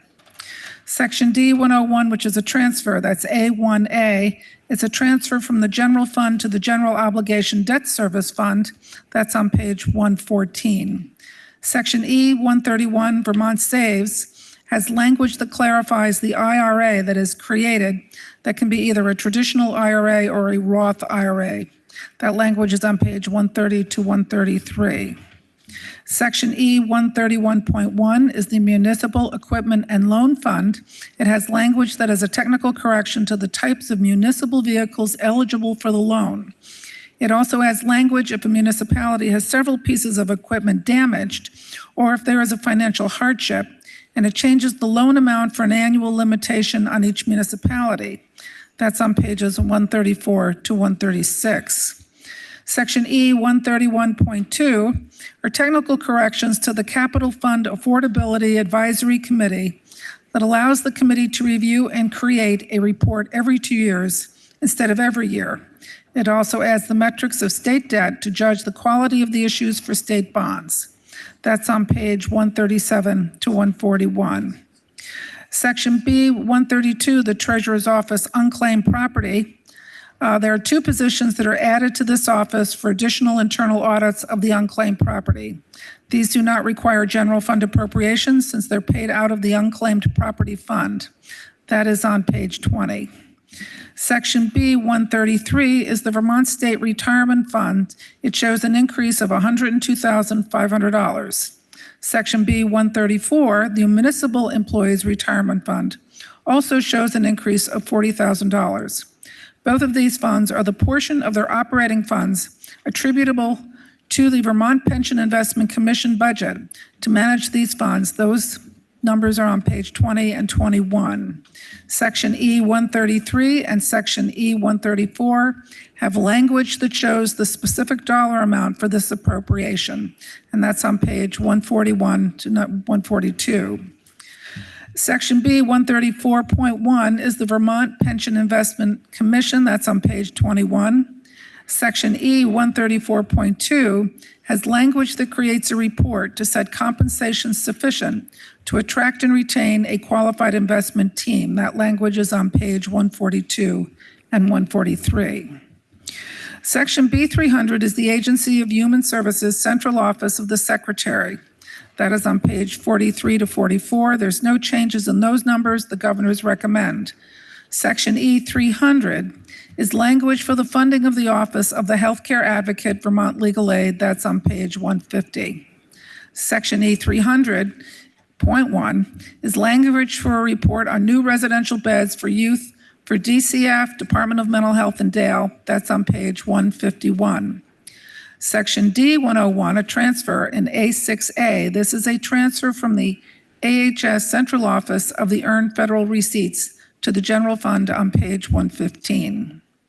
Section B301 is the Secretary's Office Global Commitment. This is on page 44. Global Commitment is the area of the budget known as the mixing bowl. It is the part of the Secretary's Office that administers the Global Commitment grants for Medicaid. It operates under a federal waiver that allows the state flexibility in allocating Medicaid dollars. The Appropriations Committee increased the total grants by $29,325,926. This includes both general and global commitment dollars. The list of grants are on the web report, which is available on the Joint Fiscal Office website. It includes changes to the rate for FQHCs, E&M codes, family planning rates, home and community-based services rate study, community provider rate, 211, and recovery campus. Section E301 is language for global commitment services are on the pages of 152 to 156. Section E301.1 is the global commitment transfer report that details the requirements with the 1115 waiver. Section E301.2 amends the Medicaid home and community-based services. Section E301.3 is for a carry forward with the same language that was in the 2025 budget for a hospital-directed payment program. Section B303 is the Developmental Disabilities Council. That's on page 44 to 45. There's no change. Governors recommend. Section B304 is the Human Services Board, page 45. No change. Governors recommend. Section B305 is the AHS Administrative Fund, page 45. No change. Governors recommend. Section B311 is the Department of Health on page 47. There's no change. The governors recommend. Section B1100 G1 is language appropriating the fund for the PCB testing. Section B1100 G2 is language for the grant to Empty Arms. That's on page 97. Section E31, this is the repeal of the sunset of the State Youth Council. That's on page 158. Section B312 is the Department of Health, Public Health. That's on page 48. No change. Governors recommend. Section E312 language describes how the Department of Public Health will provide grants for HIV/AIDS funding. That's on page 158 to 160. Section E312.1 amends Section E100D to establish 23 new exempt limited service positions as authorized in fiscal year 2024, including the Health Equity Advisory Commission. Section E 312.2 is there technical corrections to the language of the duties of the Executive Director of Racial Equity. Section E 312.3 are technical corrections to existing language for the Health Equity Advisory Commission, which has been transferred from the Agency of Administration to the Department of Health in a previous year. Section E 312.4, this language describes the purpose of the Office of Health Equity. All the above languages is on pages 160 through 166. Section B 345 is the Green Mountain Care Board, page 64. There's no change. The governors recommend. Section E 345 H1A, the Green Mountain Care Board covers its expenses by a bill-back process from the institutions that it regulates. This new language reflects the new percentages now that the accountable care organizations will no longer be paying the bill back, and that information's on page 178 to 179. Madam Speaker, I would like to yield to the member from Morristown. The member from St. Albans yields to the member from Morristown. Thank you, Madam Speaker. I'll be reporting on the Department of Vermont Health Access, Department of Children and Families, the Division of Aging and Independent Living. Starting on section 306 for the Department of Vermont Health Access is the administration line items. We made no changes to the governor's recommend. I do want to just briefly, though, highlight part of the governor's recommend, which creates a unit within the Vermont Chronic Care Initiative of 8 staff who received a special waiver to serve folks in our prisons through a justice reentry program. It starts to work with them 90 days before their planned discharge, making sure their medications are ready upon exit and necessary case management so that they'll be successful. Moving on to section 307 in Medicaid, global commitment. There were a couple changes there we made, which were in line with the priorities from your healthcare committee.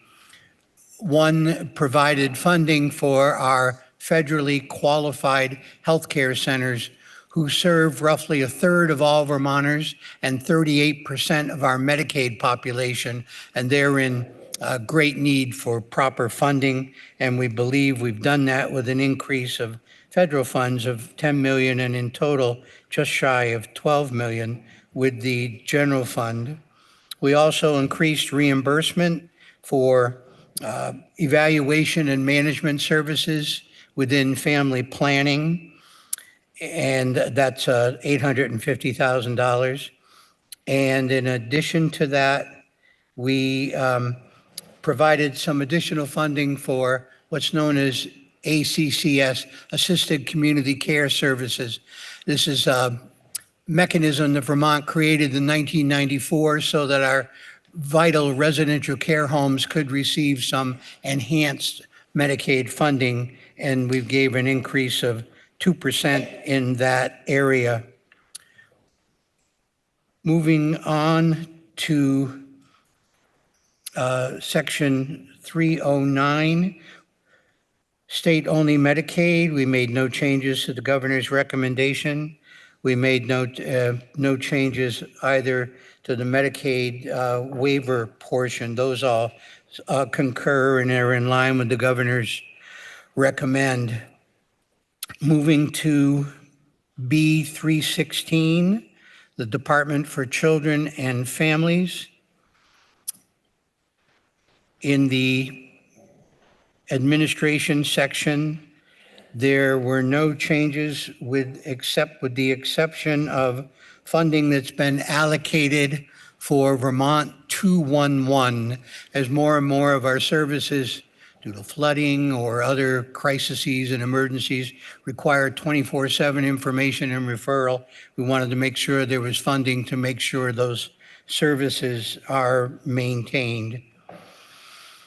And in section 317, family services, we concur with the governor's budget. Not to jump around, but in section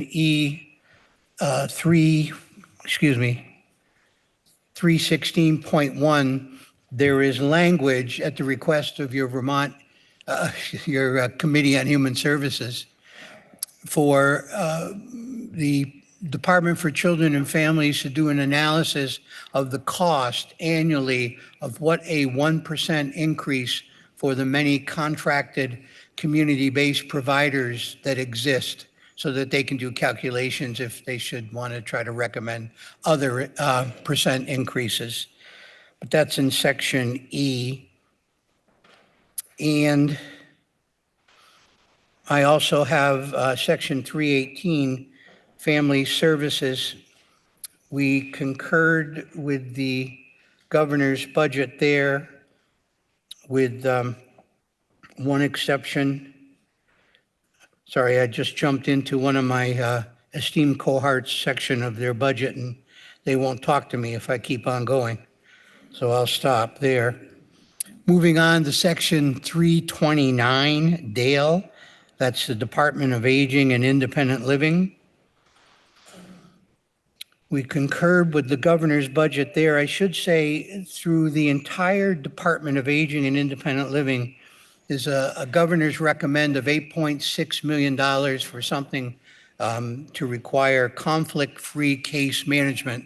It's a federal requirement. I believe we're the last state in the nation to comply with that, to make sure that those who receive services from Vermont through case management services, et cetera, are truly conflict-free, and the people providing the services are not conflicted, if you will, to purchase services necessarily from their own organization, but for what's best for the client.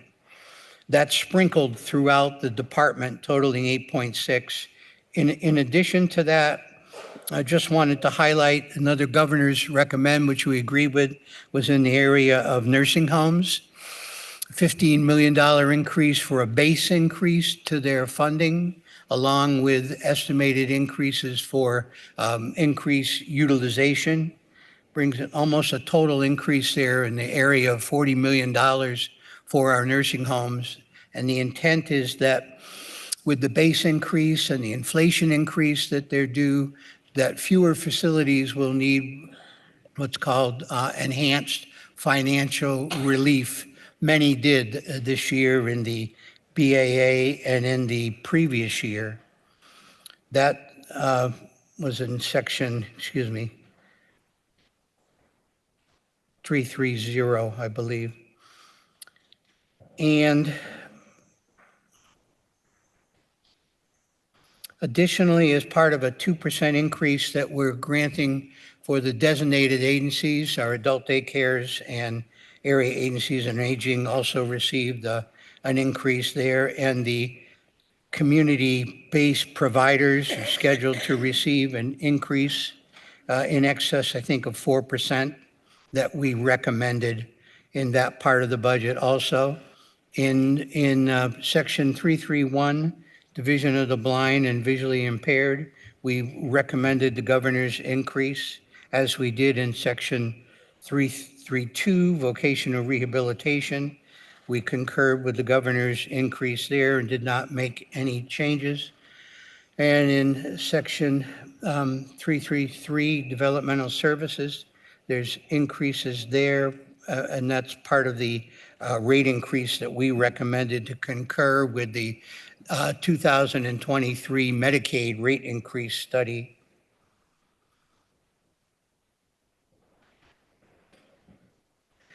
In the same way, the Department for Children and Families have language in section E. There's also in section E 329 similar language requesting that the Department of Aging and Independent Living do an annual calculation of what a 1% increase for their providers would be too, as recommended from our your Health and Human Services Committee. There's also language that was recommended, it's in section E 306 on nursing homes. It's intended, the Human Services Committee intended to try to better understand why so many facilities needed extraordinary financial relief, which is only granted when a facility is on the verge of closing. So they've requested some data that they can have presented to them next year. In addition to the line items in the budget that I've covered, there's some one-time expenditures in the 1100 series. Point of inquiry, Madam Speaker. What is your point of inquiry? Because of the ways that parts have gone back and forth, I've found it extremely helpful and appreciated this year that members have given the page number for each section number, because hunting them down, jumping back and forth, it's nearly impossible to keep up. And I'm wondering if that could be maintained as we go on, because I'm starting to lose track. Thank you, Madam Speaker. Next year, I'll keep that in mind. I'm almost done at this point. I refrain from using page numbers because there are different documents and the page numbers don't always line up, but point well taken. I'm in section 11 now, and the one-time appropriations, of which there's 4 of them.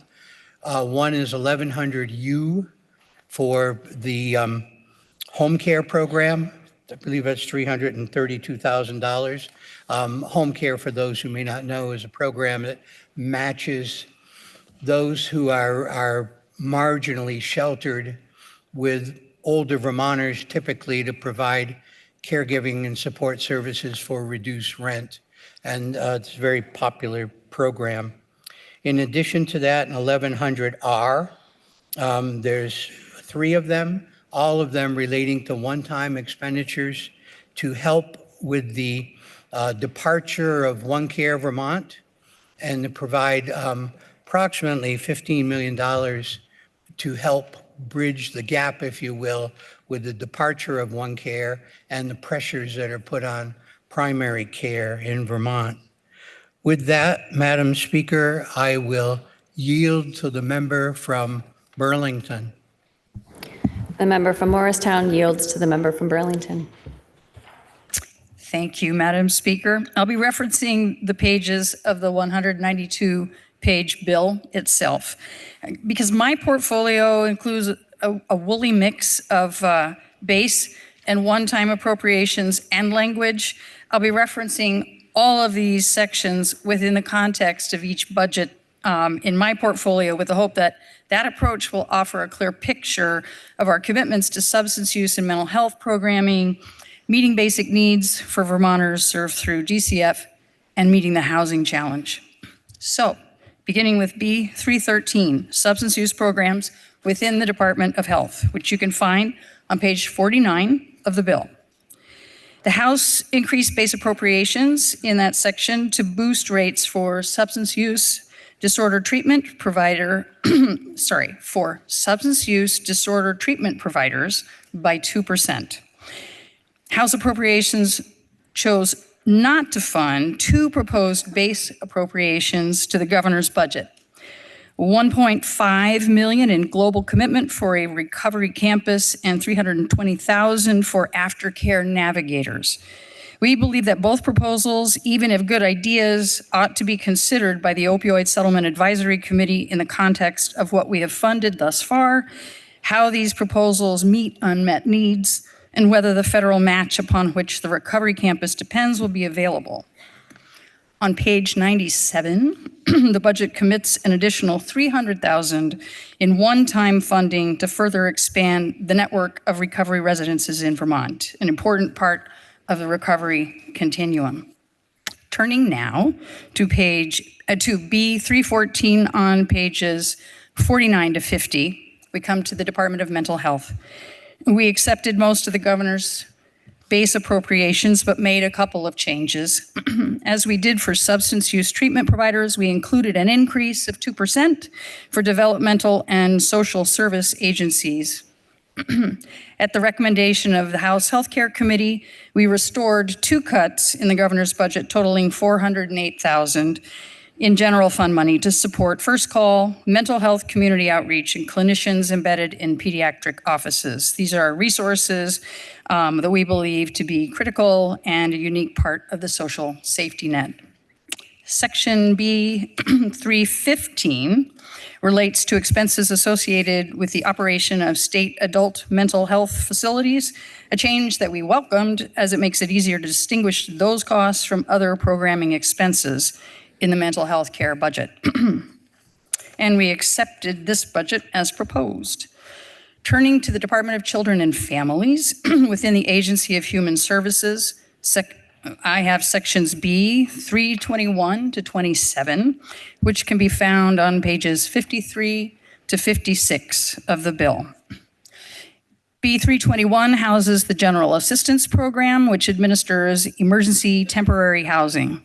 We made no changes to the governor's proposed base budget and support the governor's one-time appropriation of $30.5 million to support the program, which is noted on page 97. As the General Assembly is in the midst of developing a proposal to transform this program through H91, the budget language outlining the terms of the program on pages 169 to 174 mirrors language that was in last year's budget. We made no changes to B 322, 3 squares, B 323, the Reach Up program, or to B 324, the Home Heating Fuel Assistance Program. In B 325, the Office of Economic Opportunity, we included the governor's base increase of $3.3 million to fund services and support provided through what's known as the HOP program. And we agreed to the governor's proposed $2 million one-time appropriation for emergency shelter expansion, which can be found on page 97. The language on page 174 of the budget directs that when contracting with organizations to run shelters, the Department for Children and Families should prioritize those that are proximate to and familiar with the communities in which a shelter is to be located. We made no changes to B 326, and we did not change the governor's budget in 327 for secure residential treatment for youth. We did add language on page 151 that requests that the Agency of Human Services include in its FY27 budget presentation a status report on progress made in developing new beds for youth in high-end facilities, the status and capacity of lower-level interventions to meet current and projected needs, and a projected 5-year operating budget for these facilities, and the impact of that budget on lower-level crisis services and prevention activities. Similar language with a similar request was included in last year's budget, but the Human Services Committee reported that it has not thus far received this information. So it is added again. And now we turn to workforce and affordable housing. Budgets for B802, the Department of Housing and Community Development, and B811 for the Vermont Housing and Conservation Board can be found on pages 82 and 84 of the bill. House appropriations prioritized many of the investments proposed by the governor and the House Committee on General and Housing. To begin, $2 million was added to the base in B802 to support manufactured home repairs and improvements. $150,000 is appropriated in one-time funds to extend one limited service position to support the program. Page 100 of the bill lists a number of one-time housing investments. $7.5 million to fund infrastructure through the Vermont Bond Bank, $7.5 million to support the Rental Revolving Loan Fund, $10 million to develop middle-income housing, $4 million for the Vermont Rental Housing Improvement Program, $2 million to support infrastructure improvements for 3 projects, one in Bennington, one in Barre, and one in Brattleboro, $15,000 for a residential universal design study, as described yesterday. The Vermont Housing and Conservation Board is funded through an allocation from the property transfer tax, as described on page 112. This year, VHCB will receive 2 additional one-time appropriations, $5 million to support housing and shelter development, appearing on page 100. 2.8 million to support the third phase of a project to develop housing for developmentally disabled adults, which is found on page 109. And the budget makes base and one-time housing appropriations overall of 41 million. And when added to VHCB's housing allocation through the property transfer tax, total housing investments total close to $63 million this year. And I now yield to the member from Putney. The member from Burlington yields to the member from Putney.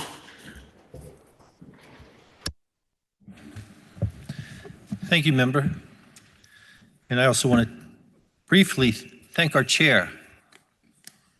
Our chair has been the conductor of this financial symphony, and we could not have accomplished our work without her judicious use of her experience from the financial world, and especially her patience and good humor. So thank you.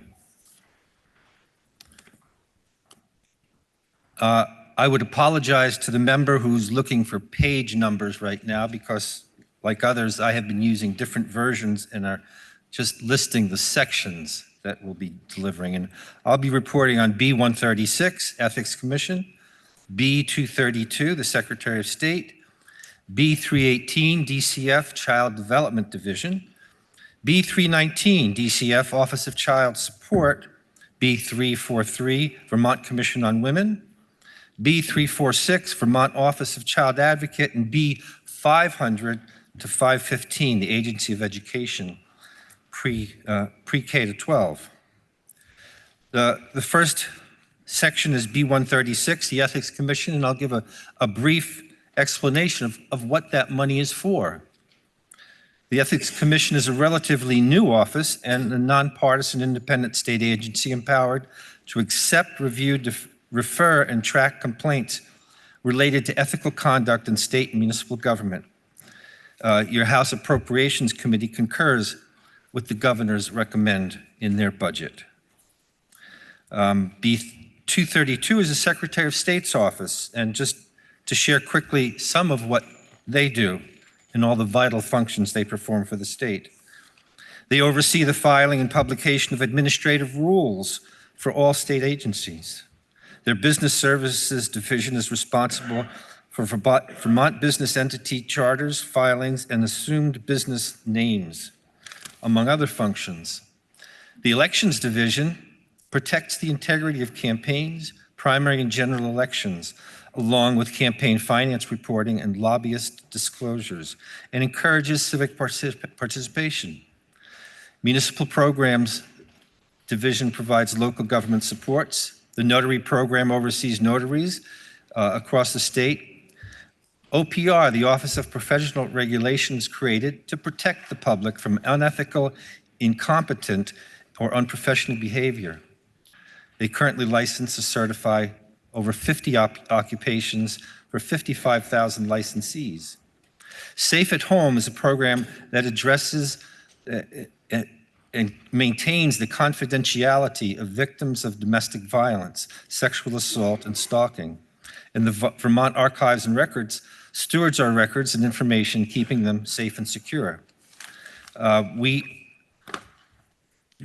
agreed for the most part with the governor's recommend. There was one position that we talked about yesterday that was added, and there's also a small amount of money that goes to the Vermont Access Network. The governor's recommend was, I think, 130. Let me check the numbers here.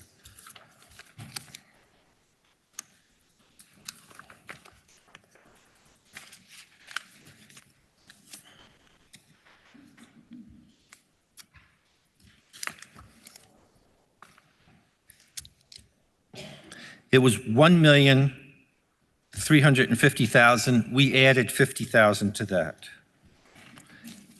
They provide the services that we use so much, especially since COVID, for community access television, bringing our work and especially local work of our towns and boards to the public.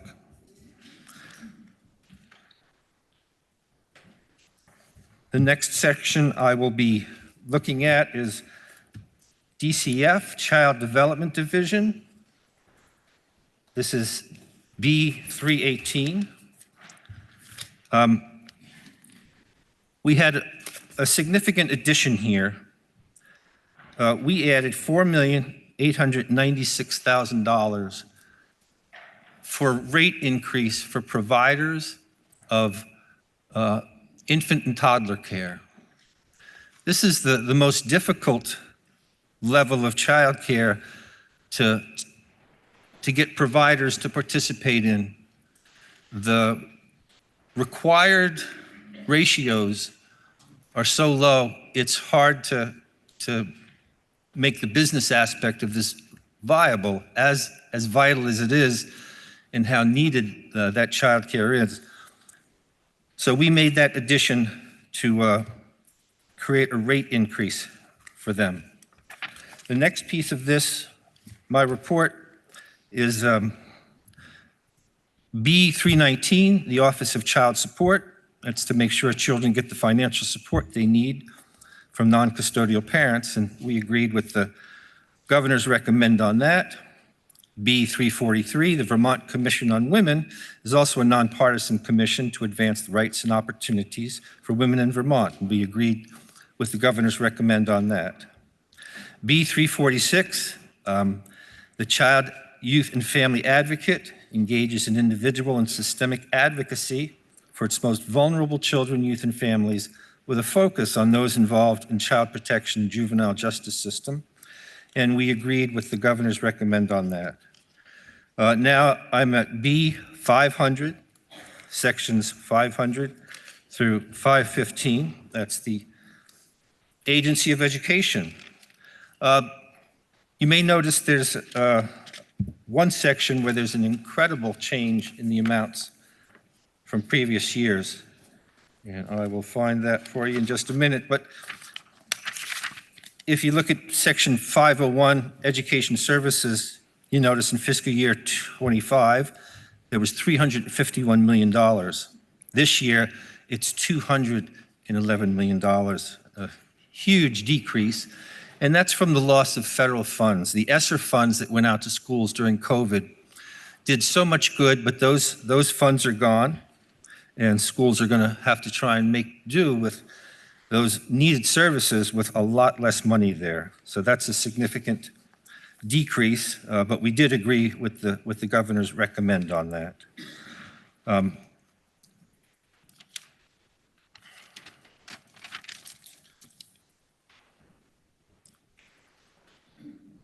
I did want to mention that one of the things I noticed doing our deep dives into budgets and line items is the incredible increases we're seeing in health insurance costs.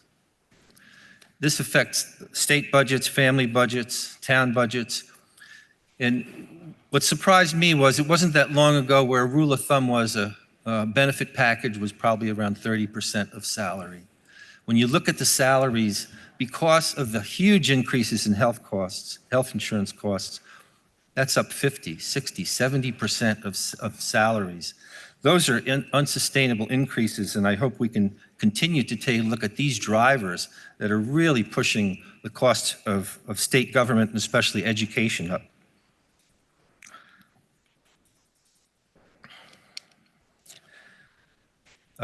You'll notice that in section 508, there is an appropriation of $18.5 million that we put in there, which continues the Universal Meals program for our students. And the other last piece I want to mention is that there was a request from the Agency of Education for $4 million to help them with the transition to whatever it is that comes next in education reform. We did put some language in there to create communications.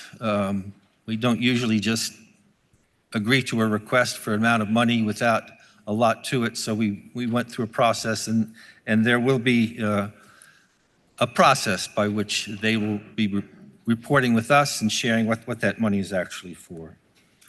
And That concludes my part of the budget. And at this point, I would like to yield to the member from the Essex Caledonia district. And I say that because I think there's about 10 towns in that district, and I can't remember them all. The member from Putney yields to the member from Burke. Thank you, Madam Speaker. I'll primarily focus on top-level highlights of my budget sections, which include the Department of Public Service, Public Utility Commission, Vermont Community Broadband, Higher Education, and Transportation. I'll be referring to the pages of the 192-page bill itself, and we'll go through the basic agency and departmental budgets found at the beginning of the bill, and then go through specific language pieces as appropriate in sections B, D, and E afterwards. On page 40, you will see the Department of Public Service, B233. The public service budget includes typical increases for salary, benefits, fee for service, and IT. There is no change from the governor's recommended budget and was accepted by the committee. On page 41, you'll see reference to Vermont Community Broadband, B233.1.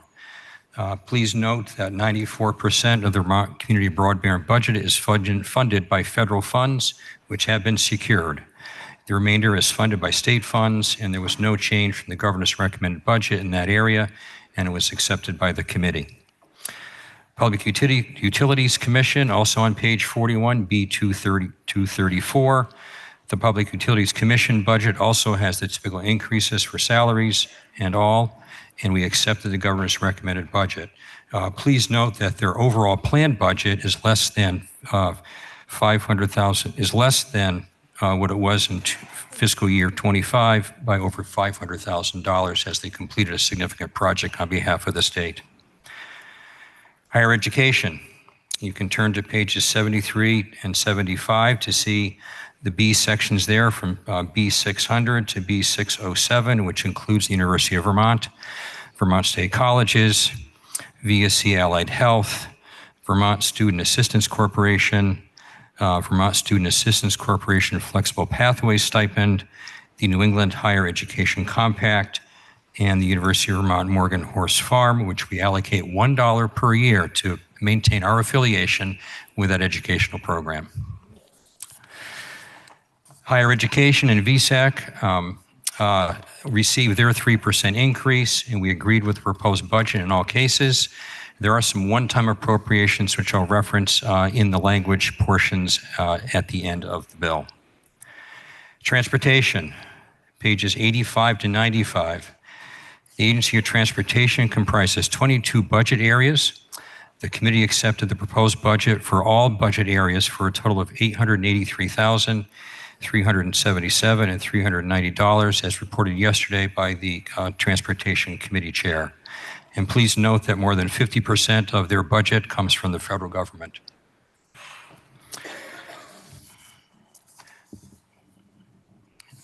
And now for some language sections. In the one-time section on page 98, in B1100K1, we appropriated $500,000 to CCV, Community College of Vermont, for their tuition advantage program to aid their students. Also on page 98, in B1100K2, we are appropriating $5 million to Vermont State University for transformation bridge funding, honoring the legislators' commitment to them 5 years ago. This is the fifth and final transformation bridge funding payment. On page 101, B1100 S1, we offer a one-time appropriation of $750,000 to the University of Vermont Gallium Tech Hub. I'll share some specific information about what that program is about. The University of Vermont is proud to have worked in close conjunction with the state of Vermont and many corporate partners to become designated by the U.S. Department of Commerce in the Tech Hub program. This program aims to incent development of new and innovative economic development technical business initiatives in regions across the country, including Vermont. The Tech Hub seeks to grow the development of gallium nitride technology and the production of microelectronics. And that's all I know about that technology. Trust me. Okay. On page 102, B11, V1, we offer a one-time appropriation of $1.5 million to the Vermont Student Assistance Corporation to fund a new Freedom and Unity Scholarship to aid students enrolled at the Vermont State University. On page 103, Y1, we offer a one-time appropriation of $1 million to support the development of the mileage-based user fee program through the Department of Motor Vehicles, which was mentioned in yesterday's presentation by Transportation. Also on page 103, Y2, we offer a one-time appropriation of $1.4 million to increase access to electric vehicle supply equipment charging ports across the state. And finally, I just have a couple of last pieces in section E, beginning on page 185. On pages 185 to 188, we again have language regarding UVM, the Vermont State Colleges system, and VSAC. This is standard annual language regarding our payments to these organizations and how the funds must be used. And finally, on the next to the last page of the budget bill, page 191, Section E 900, you'll read amended language regarding the transportation fund appropriations that directs no fund shall be appropriated for the support of government other than for the agency and associated operations as noted. And this will help to keep their planned projects in fiscal year 26 and beyond whole. And now, Madam Speaker, I'd like to yield to the member from Middlebury. The member from Burke yields to the member from Middlebury. Madam Speaker, finally, we have Section F, the effective dates. All of Section C, which relates to the FY25 budget, and Section E 142.2, which is the Municipal Grand List Stabilization Program, are effective on passage of the bill. Sections E 111 and 111.2 are the link-up language to federal taxes, so they need to take effect retroactively on January 1st, 2025, and apply to taxable years beginning on and after January 1st, 2024. Section E 111.2, which is also a link-up, is retroactive to January 1st of this year and applies to taxable years on and after January 1st, 2025. All remaining sections of the budget shall take effect on the first day of fiscal year 2026, which is July 1st, 2025.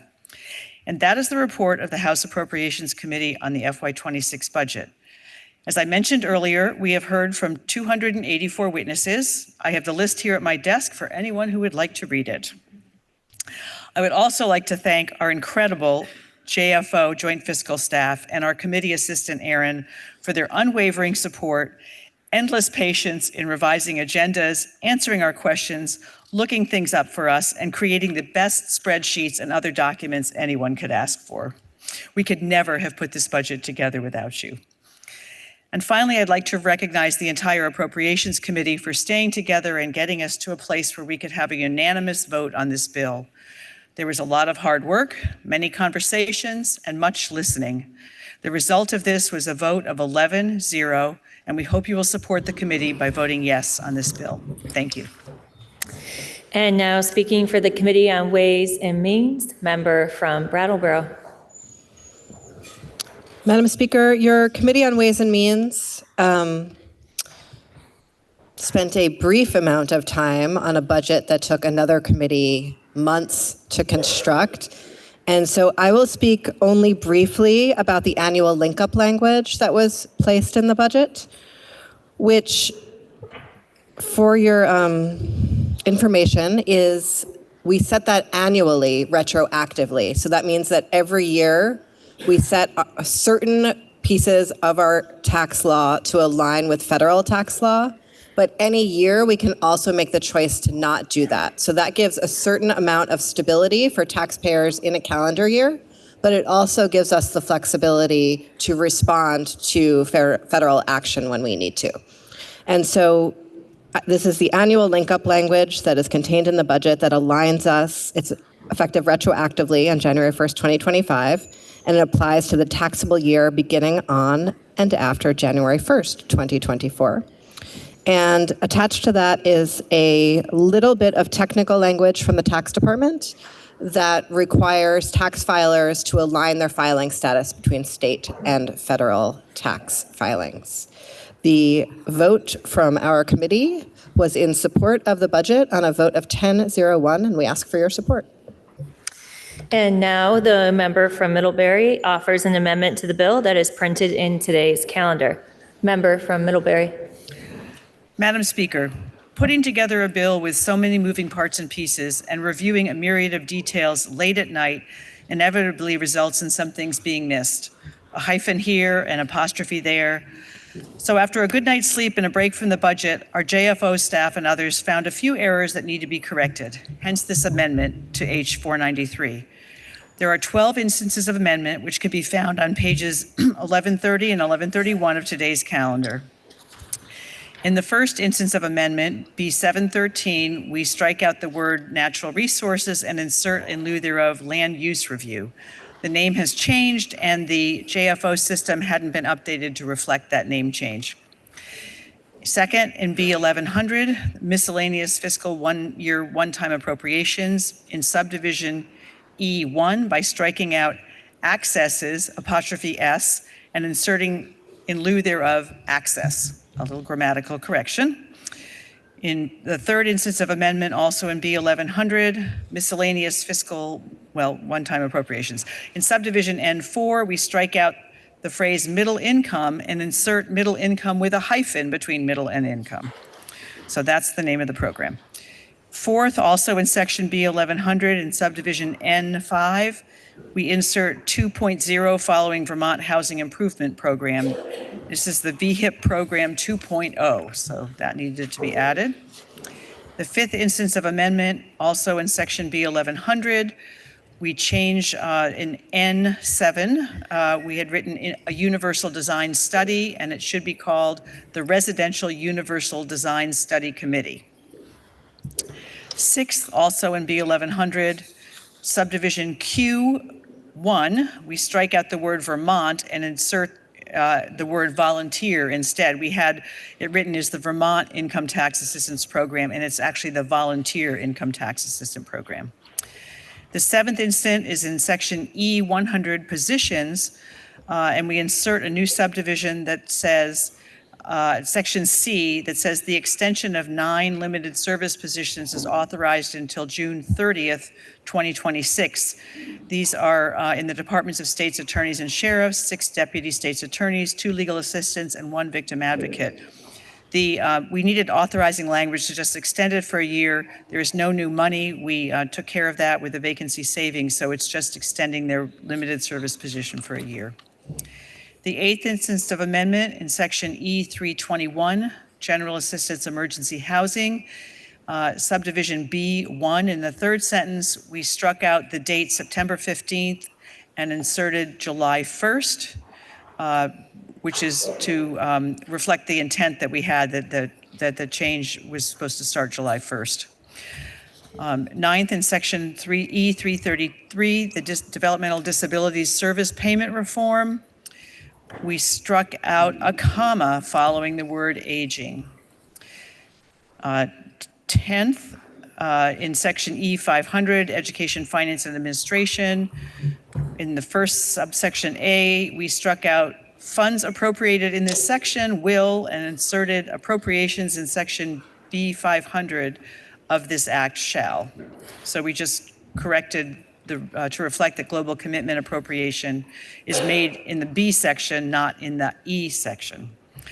The 11th instance of amendment is section E514, the state teachers retirement system. We just didn't refer to this retirement system correctly, and so we changed it to the Vermont State Teachers Retirement System. And 12th, in section E603, Vermont State Colleges Allied Health, following the word global commitment, we struck out the word fund with a small f and made it a capital F, fund, and struck out in section B, funds appropriated to the word appropriation. So that aligns with other sections of the bill. So you can see that those were mostly technical amendments. Your House Appropriations Committee, on a straw poll of 11-0, found this amendment favorable, and we hope you'll support the committee by voting yes. Thank you. The question is, shall the bill be amended as offered by the member from Middlebury? Are you ready for the question? If so, All those in favor, please say aye. All those opposed, please say nay. The ayes appear to have it. The ayes do have it, and you have amended the bill. Now the question is, shall the bill be read a third time? Are you ready for that question? Member from Burlington. Madam Speaker, I don't know if the bill should be read a third time, and I want to express why. It's my understanding that the piece of this budget related to emergency housing is it's like a gear that needs to be replaced and is just there to keep the clock ticking a little longer.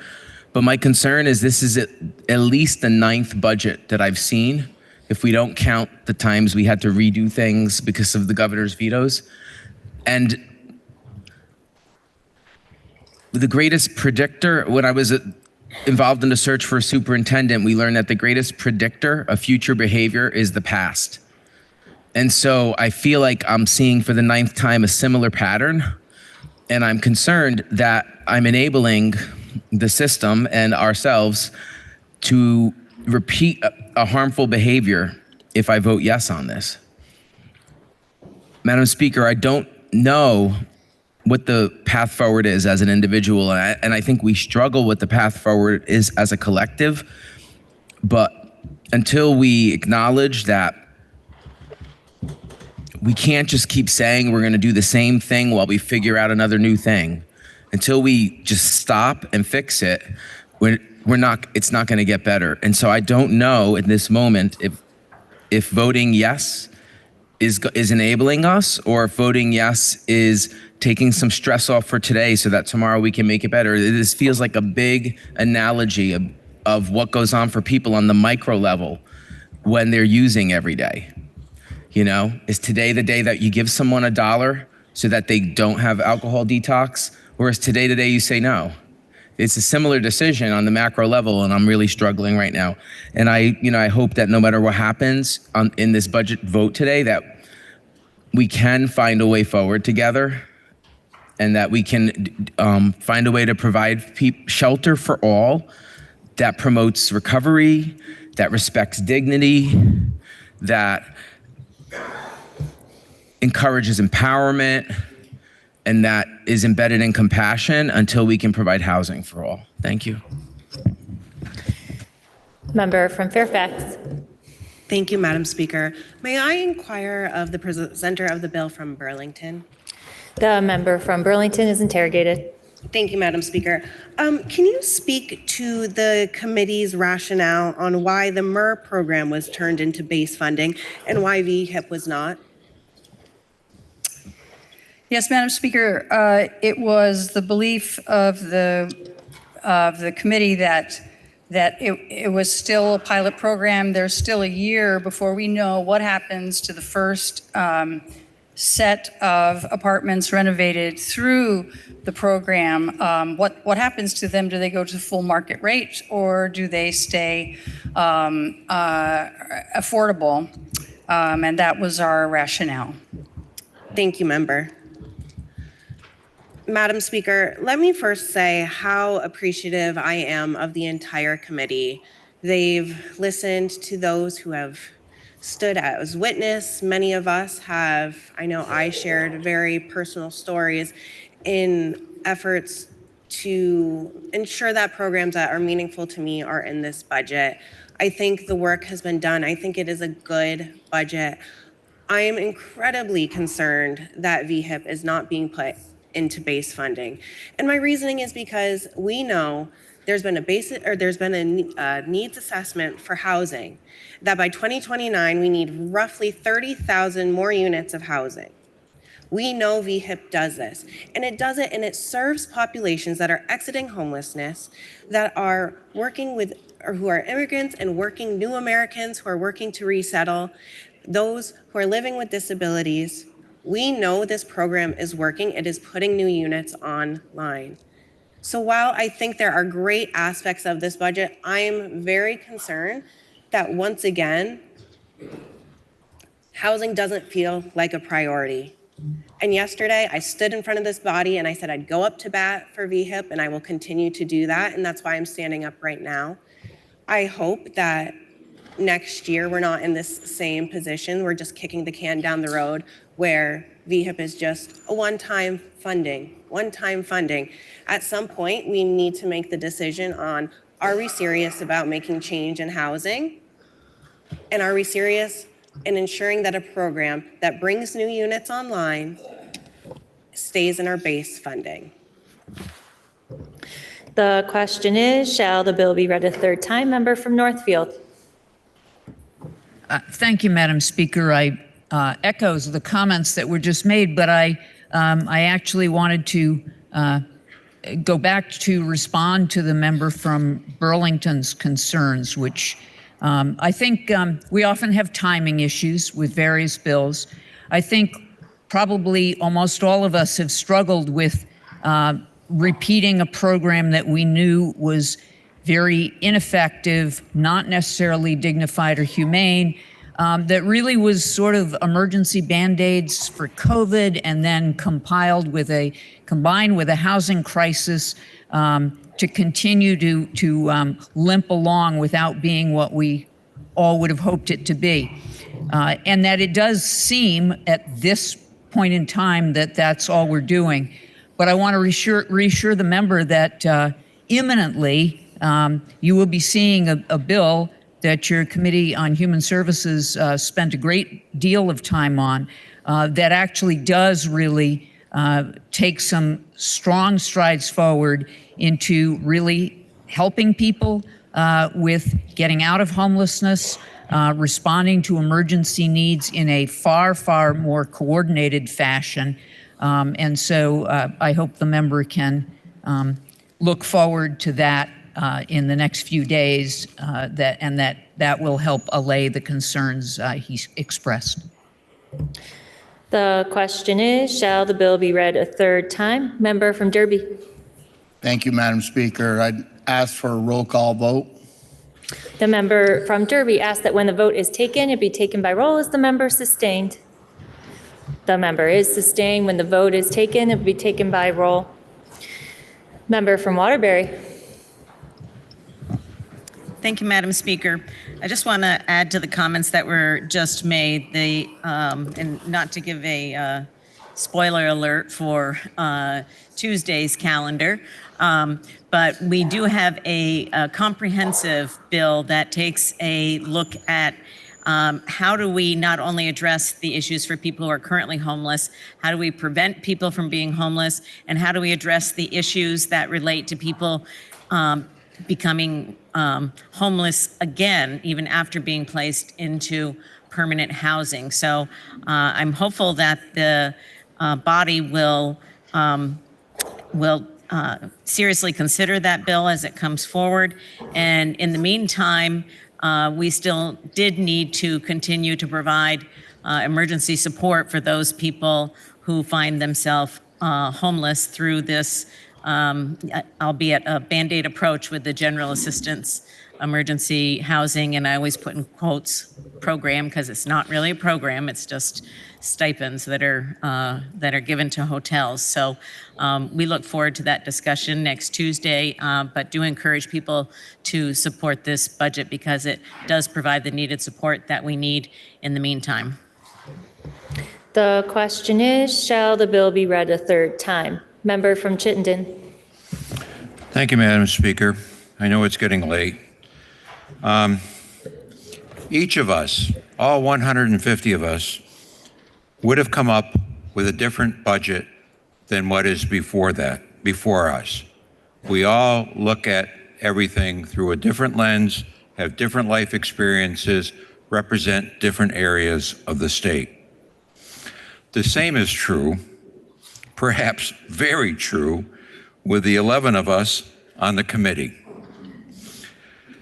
I want to thank our chair and my committee colleagues for working with me especially and my fellow Republicans to reach what is often an elusive compromise that is now contained in H493.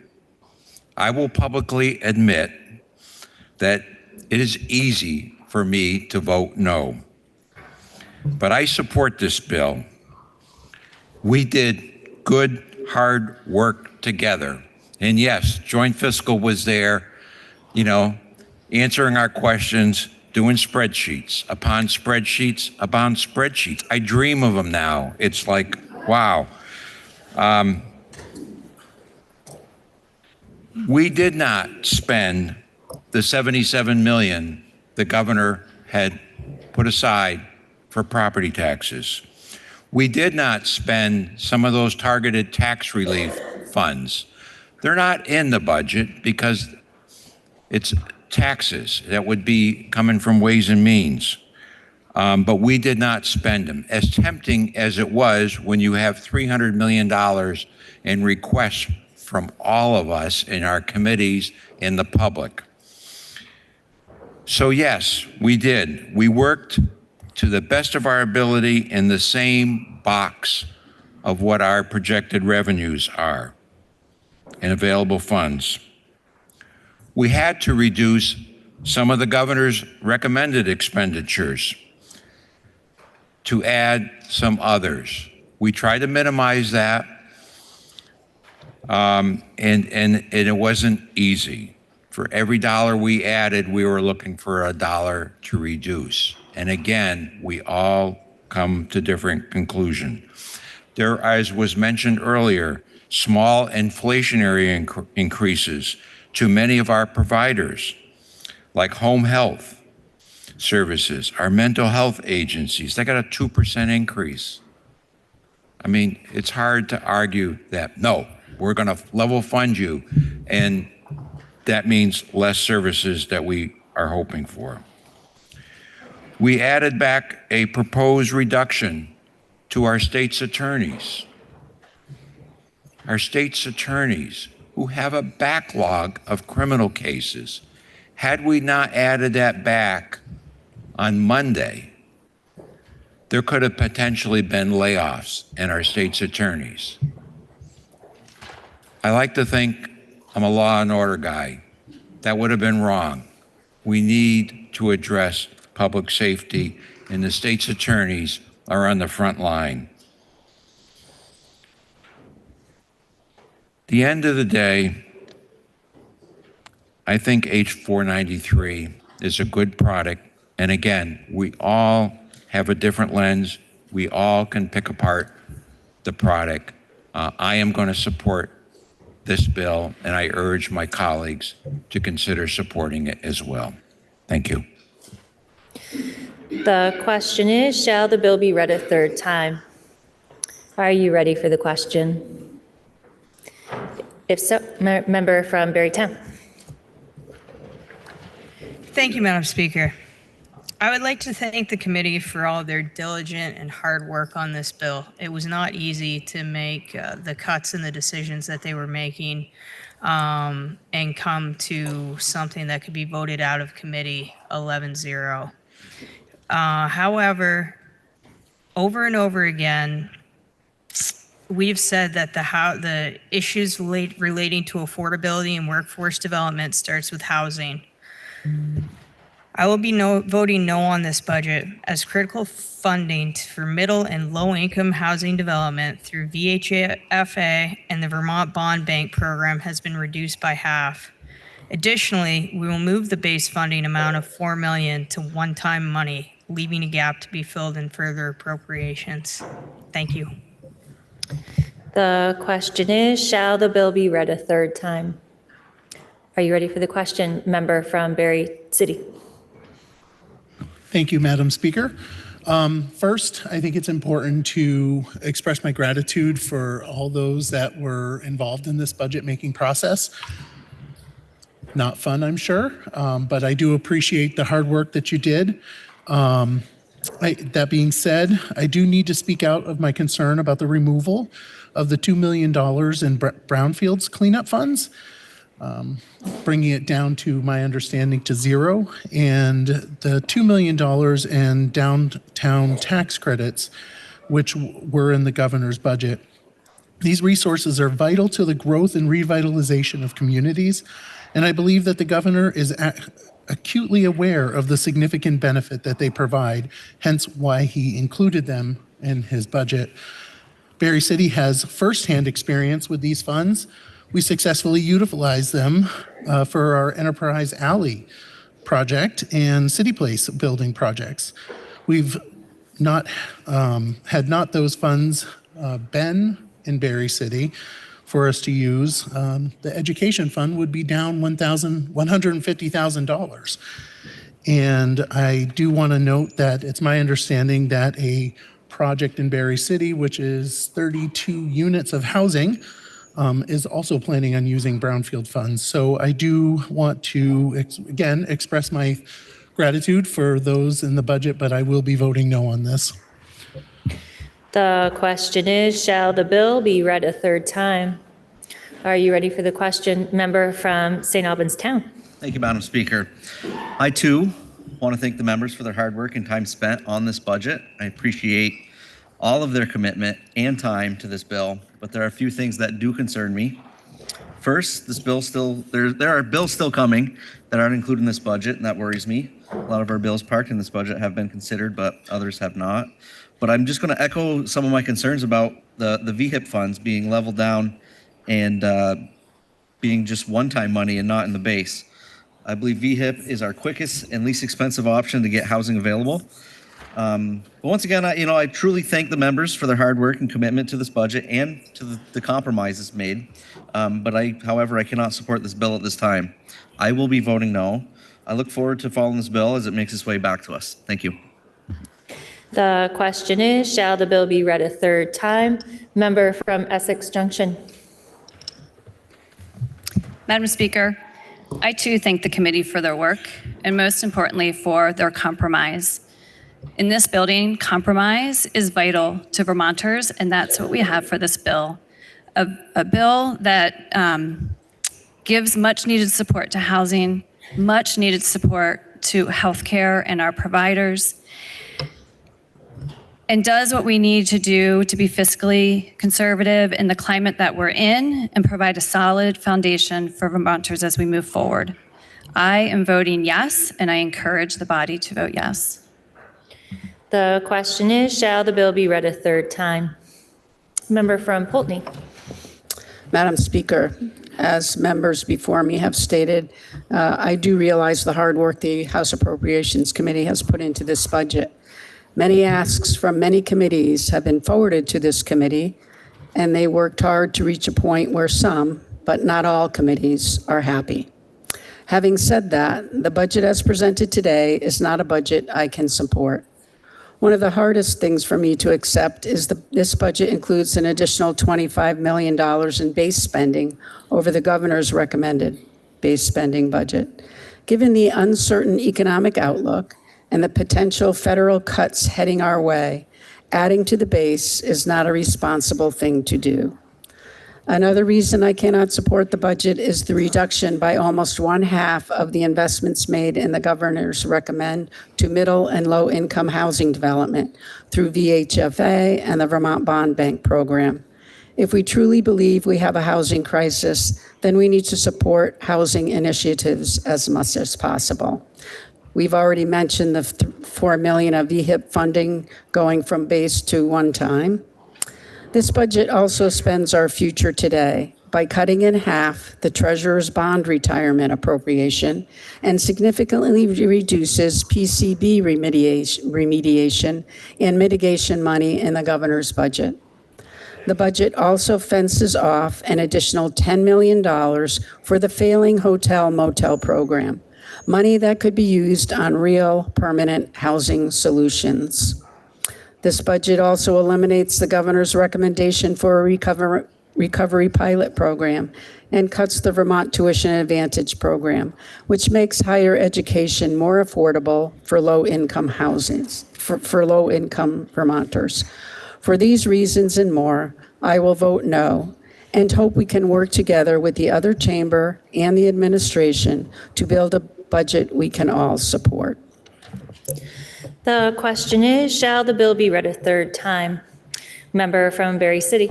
Madam Speaker, I would like to thank the committee for specifically the continued investment in flood recovery, for funding the municipal grand list stabilization system, and for earmarking $2 million for 3 housing projects, one of which would be in Berry City. So I would like to emphatically thank the committee for the direct investment in Berry City that is included in this year's budget.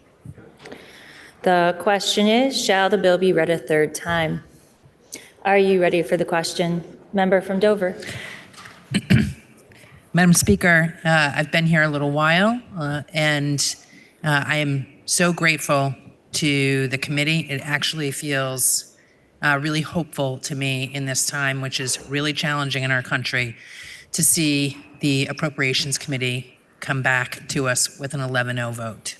It's been some time since that has happened, and I feel real gratitude to the chair and the entire committee for working together to bring that to us. And I am sure that there are things I don't like in this, and I'll ask more questions tomorrow. But I am going to support compromise and an 11-0 vote, and I thank the committee for doing that. The question is, shall the bill be read a third time? Member from Waterbury. Thank you, Madam Speaker. I too just want to thank the committee, especially because I know that it was a very challenging time, and to also point out that there are actually many housing investments in this bill, including $2.8 million for housing for people with developmental disabilities, a specific population for which there is a great need, in addition to the other housing investments that have already been talked about. Additionally, there is significant support for Vermont's nursing homes that have been struggling, and the implementation of a rate study that was done 3 years ago for home and community-based services that have really been struggling, our providers and the individuals who receive those services. And that rate study is fully funded in this budget. So I recognize that the state has limited resources. However, I believe that the Appropriations Committee has done their best to prioritize those things that are going to assist Vermonters who need the services the most, and I appreciate their work. Thank you. The question is, shall the bill be read a third time? Are you ready for the question? If so, will the clerk please call the roll? Arsenault of Williston. 2 minutes. And may I please see House leadership and Representative Marcotte at the podium, please? Thank you.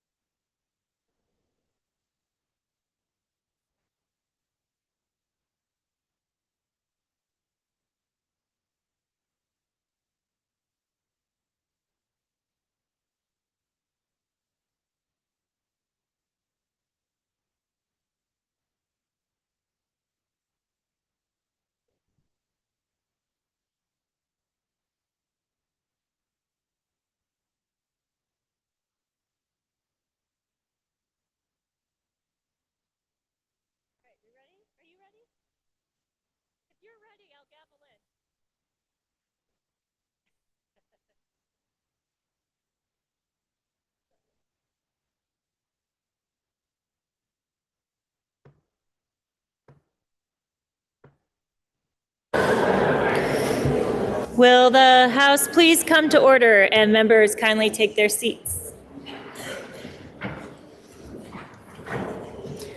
Will the House please come to order? I would like to remind members that we are in the middle of a roll call vote. Members and guests are prohibited from using computers, phones, or any type of electronic device. Please refrain from the passing of notes and conversation during a roll call. And when the clerk calls your name, please answer in a loud and clear voice so the clerk can accurately record your votes. The question is, shall the bill be read a third time? Will the clerk please continue to call the roll? Austin of Colchester. Bailey of Hyde Park. Bartholomew of Heartland. Yes. Bartley of Fairfax. Yes. Rebecca of Winooski. Yes. Byrong of Virgins. Yes. Bishop of Colchester. Yes. Black of Essex. Yes. Bloomley of Burlington. Yes. Boslin of Westminster. Yes. Bosch of Clarendon. No. Boonton of Berry City. No. Boyden of Cambridge. Yes. Brady of Williston. Yes. Brannigan of Georgia. Brown of Richmond. Yes. Burdett, West Rutland. Burke of Brattleboro. Yes. Burkhardt of South Burlington. Yes. Burrows of West Windsor. Yes. Byrd of Cabot. Campbell of St. Johnsbury. Yes. Canfield of Fairhaven. No.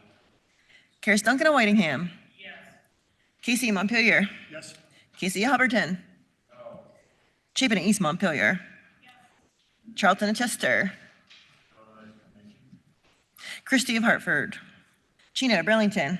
Yes. Coffin of Cavendish. No. Cole of Hartford. Yes. Conlin of Cornwall. Yes, with explanation. Cooper of Pownell. Yes, with explanation. Corcoran of Bennington. Yes. Quarters of Bristol. Yes. Critchlow of Colchester. Yes. Damar of Venusburg. No. Dickinson of St. Albans Town. Yes. Dobrovich of Williamstown. Dodge of Essex. Yes. Dolan of Essex Junction. Yes. Dolgan of St. Johnsbury. No. Donahue of Northfield. Yes. Duke of Burlington. Yes. Durfee of Shaftesbury. Eastus of Guilford. Yes. Emmons of Springfield. Yes. Feltus of Linden. Yes. Galfetti of Berrytown. No. Garifano of Essex. Yes. Goldman of Rockingham. Yes, with explanation. Goodnow of Brattleboro. Yes. Ghostland of Northfield. No. Granting of Jericho. Yes. Greer of Bennington. Gregoire of Fairfield. Yes. Hengo of Berkshire. Yes. Harpo of Glover. Yes. Harrison of Chittenden. Yes. Harvey of Castleton. Yes. Hedrick of Burlington. Yes. Higley of Lowell. No. Holcomb of Norwich. Yes. Hooper of Randolph. Hooper of Burlington. Yes. Houghton of Essex Junction. Yes. Howard of Rutland City. Yes. Holland of Rutland Town. No. Hunter of Manchester. Yes. James of Manchester. Yes. Kosenska of Burke. Yes. Keyser of Rutland City. Kimball Woodstock. Yes. Klepner of Burlington. Yes. Kornheiser of Brattleboro. Yes. Krasnow, South Burlington. Yes. Labor Morgan. Lally of Shelburne. Yes. Lalone of South Burlington. Yes. Lamont Morristown. Yes. LaRush of Franklin. Lipsky of Stowe. Yes. Logan of Burlington. No. Long of Newfane. Yes. Luna of St. Albans City. No. McGuire of Rutland City. Malay of Pittsford. Marcotte of Coventry. Yes. Maslin of Thetford. Yes. McCann of Montpelier. Yes. McCoy of Pulteney. McFawn of Berrytown. McGill of Bridgeport. McLiss of Milton. No. Mahali of Callis. Minier South Burlington. Morganella Milton. Morgan Emma Milton. Morris Springfield. Morrissey Bennington. Morrow Weston. Rowan Putney. Nelson Derby. Nielsen Brandon.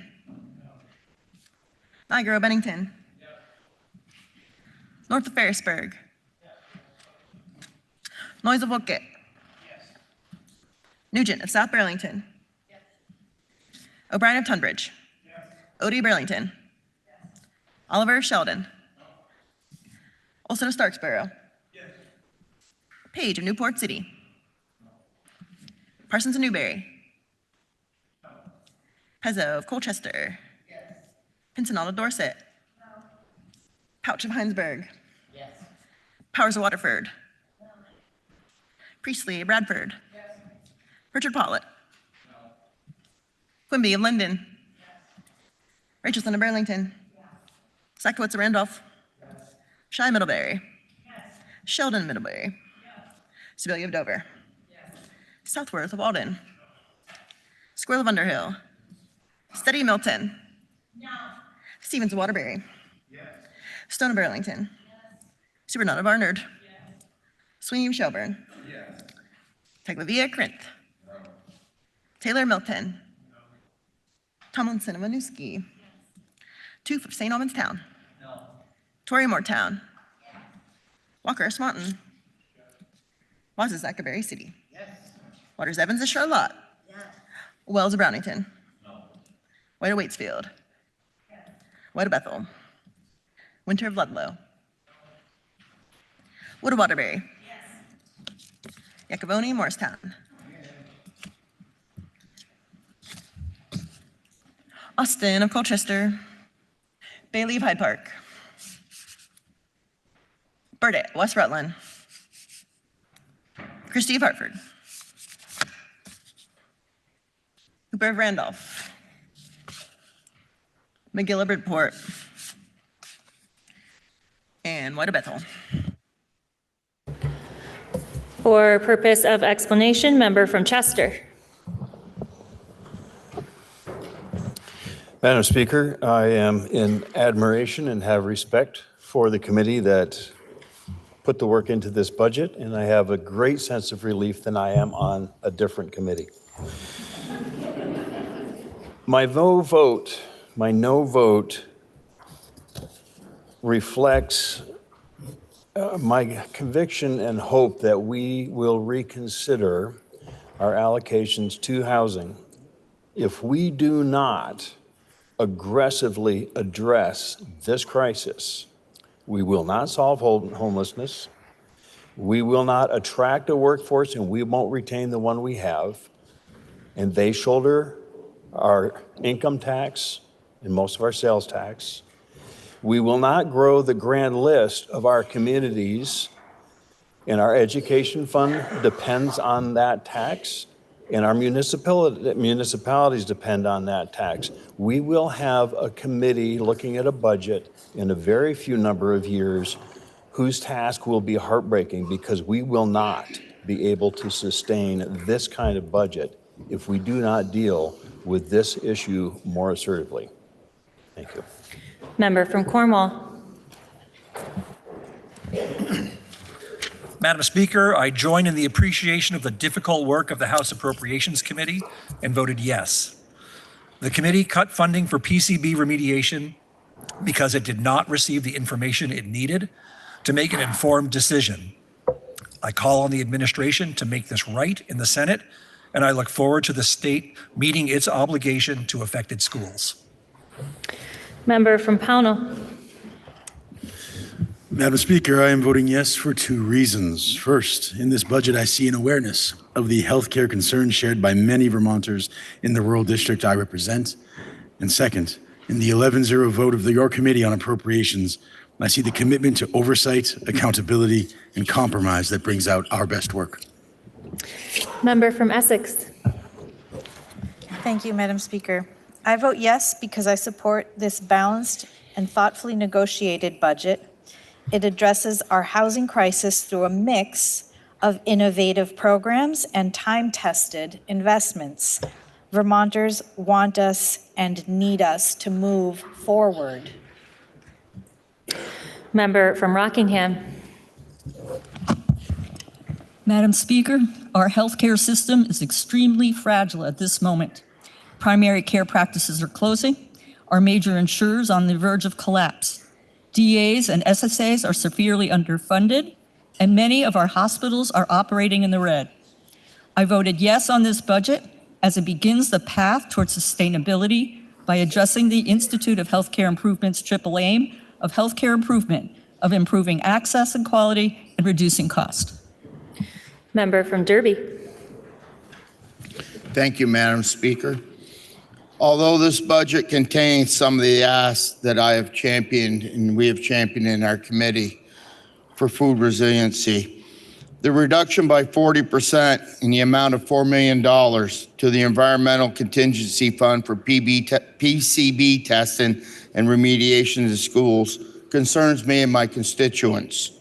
My school, of which I'm a school board member, used $8.5 million last year, and I fear we are far from finished. We are culpable now that we know our levels of contamination. Thank you. Member from Ferrisburg. Thank you, Madam Speaker. I voted yes in recognition of the hard work of the committee to reach a compromise, voting out the bill 11-0, and in gratitude for the members of the various parties who arrived at a common ground solution. And I would like to encourage all other committees to do the same. Members, please listen to the results of your vote. Those voting yes, 104. Those voting no, 38. The ayes have it, and third reading is ordered. Members, the last bill on our action calendar today is House Bill 342, which is an act relating to protecting the personal information of certain public servants. Member from Coventry. Will the House please come to order? Thank you, Madam Speaker. The amendment that just passed your House Committee on Commerce and Economic Development has only been out for, I think, about 40 minutes. And I think it's only fair for members to be able to have time to look that amendment over and be able to understand what it does. And so with that, Madam Speaker, I would move that we delay action on H342 for one legislative day. The member from Coventry moves that we postpone action on House Bill 342 for one legislative day. Are you ready for the question? If so, all those in favor, please say aye. Aye. All those opposed, please say nay. The ayes appear to have it. The ayes do have it, and you have postponed action on House Bill 342 for one legislative day. Members, that completes the orders of the day. Are there any announcements? Seeing none. Member from Poultney, can you please offer us a motion to adjourn until Friday, March 28th at 9:30 a.m.? Madam Speaker, I make a motion this body stand in adjournment until Friday, March 28th, 2025 at 9:30 a.m. You have heard the motion. Are you ready for the question? If so, all those in favor, please say aye. Aye. All those opposed, please say nay. The ayes appear to have it. The ayes do have it, and then this House stands in adjournment.